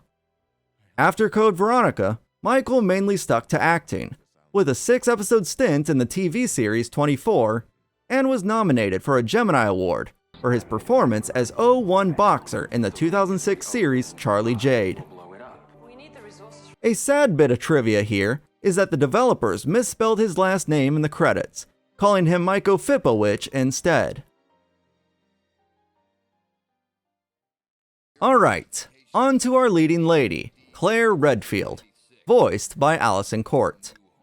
If you've seen my RE2 video, then you already know what she is best known for, besides playing as Claire. If you haven't, then go watch it, damn it! Alright, since you're here, I'll talk about a couple of roles she's known for. Before voicing Claire, Allison Court voiced Lydia Dietz in the animated TV series Beetlejuice, based on the movie with the same name. After the series ended, she got the voice role of Jubilee in the animated X-Men series, and the acting role of Lunette the Clown in The Big Comfy Couch. These are far from being her only roles, as her career is quite extensive, with most of it being VO work. After RE2 and Code Veronica, Allison continued to voice Claire Redfield in both the Resident Evil games and animated movies for another 12 years, with Operation Raccoon City being the final time she played the character. Bringing this back to Code Veronica, her performance here is great, as you'd expect, with it being improved upon from Resident Evil 2. The problem here is how good of a performance she gives when compared to Bill Houston's. Claire and Steve spend a tremendous amount of time together in this game, and every time they converse, their complete polar opposite performances really become apparent. Obviously, this has nothing to do with Allison, as she did a fantastic job. This was just the best spot to talk about it. Well, that's all there is with Code Veronica. My thoughts on it after a couple of years of not playing it hasn't really changed. Back then, I thought it was a great game.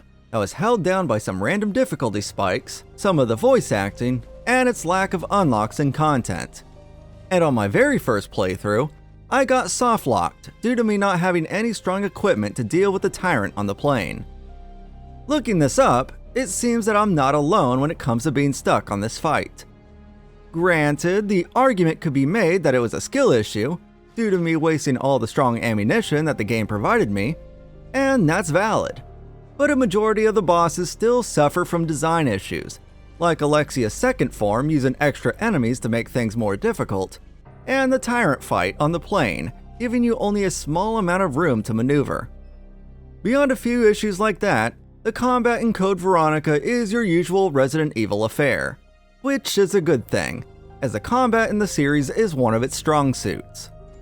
Where the experience wavers in the game, like the previous entries, is the voice acting, which you already know where my issues lie, with most of them being Steve's voice work. And while I do like Alfred and Alexia's craziness and voice actor performances, I found this game to be a little too campy for my liking. The villains could maybe have been tuned down a tiny bit, or shed some of the extreme craziness somewhere in the story to lower the campiness. I just didn't feel a sense of horror in the game as I did with Resident Evil 2 and 3, which is a shame, as the environments in this game are some of the series' best up to this point. And having more creepy villains and enemies would have been the perfect combo in my opinion. I was also upset with the lack of unlocks, which had been plentiful in the previous games, with the most notable thing missing were the extra outfits for Claire and Chris. This issue becomes even more baffling when you play through the battle game and unlock Claire's alternate outfit, which shows they had the means to do it, but decided for whatever reason not to add any in for the story mode. But even with those issues, I still think the game is great, especially its music and environments. Taking the game to a new region really gave it its own personality, with those gothic aesthetics used in the palace and mansion really being a joy to explore through. And as I said previously, the music the composers made here is truly a high point for the entire series. And that's saying something, because I have an extreme love for Resident Evil 3's soundtrack, especially its save room theme, Free from Fear. So when I say Code Veronica's save room theme stands with it and sometimes surpasses it given my mood, that truly shows just how great this song and the rest of the soundtrack is. And while I may have complained about the voice work for Steve, and wished Alexia and Alfred were tuned down a bit, I really do like the characters in the game. If you allow yourself to enjoy the game's campiness, then you will appreciate most, if not all, of the characters. Although Steve is a lost cause for me. But Alexia, Alfred, and Albert are just so over the top, you can't help but find them entertaining at the least, and lovable at the most. I know I may be sounding like I'm all over the place with my thoughts on the campy feeling this game has, and if I like it or not, but it really is hard to put into words. So to try and sum up if I love it or hate it in the end, I'll say that I love it overall. You just can't help but love what this game puts out, be it crazy or not. So with my rambled thoughts coming to a close, I truly hope you liked the video. I honestly didn't expect it to take this long to release. But with family and medical issues strewn about, along with college starting back up, I found I didn't have much time or energy to work on the video. But now with most of that out of the way, I'm putting all my effort into making these videos for you to hopefully enjoy. My next game will either be the original RE4 or the RE remake. Or maybe Dino Crisis 1. Not too sure to be honest. So if you have any input on what you'd like to see next, then please leave a comment below. I want to thank you for watching, and I'll hopefully see you in the next video.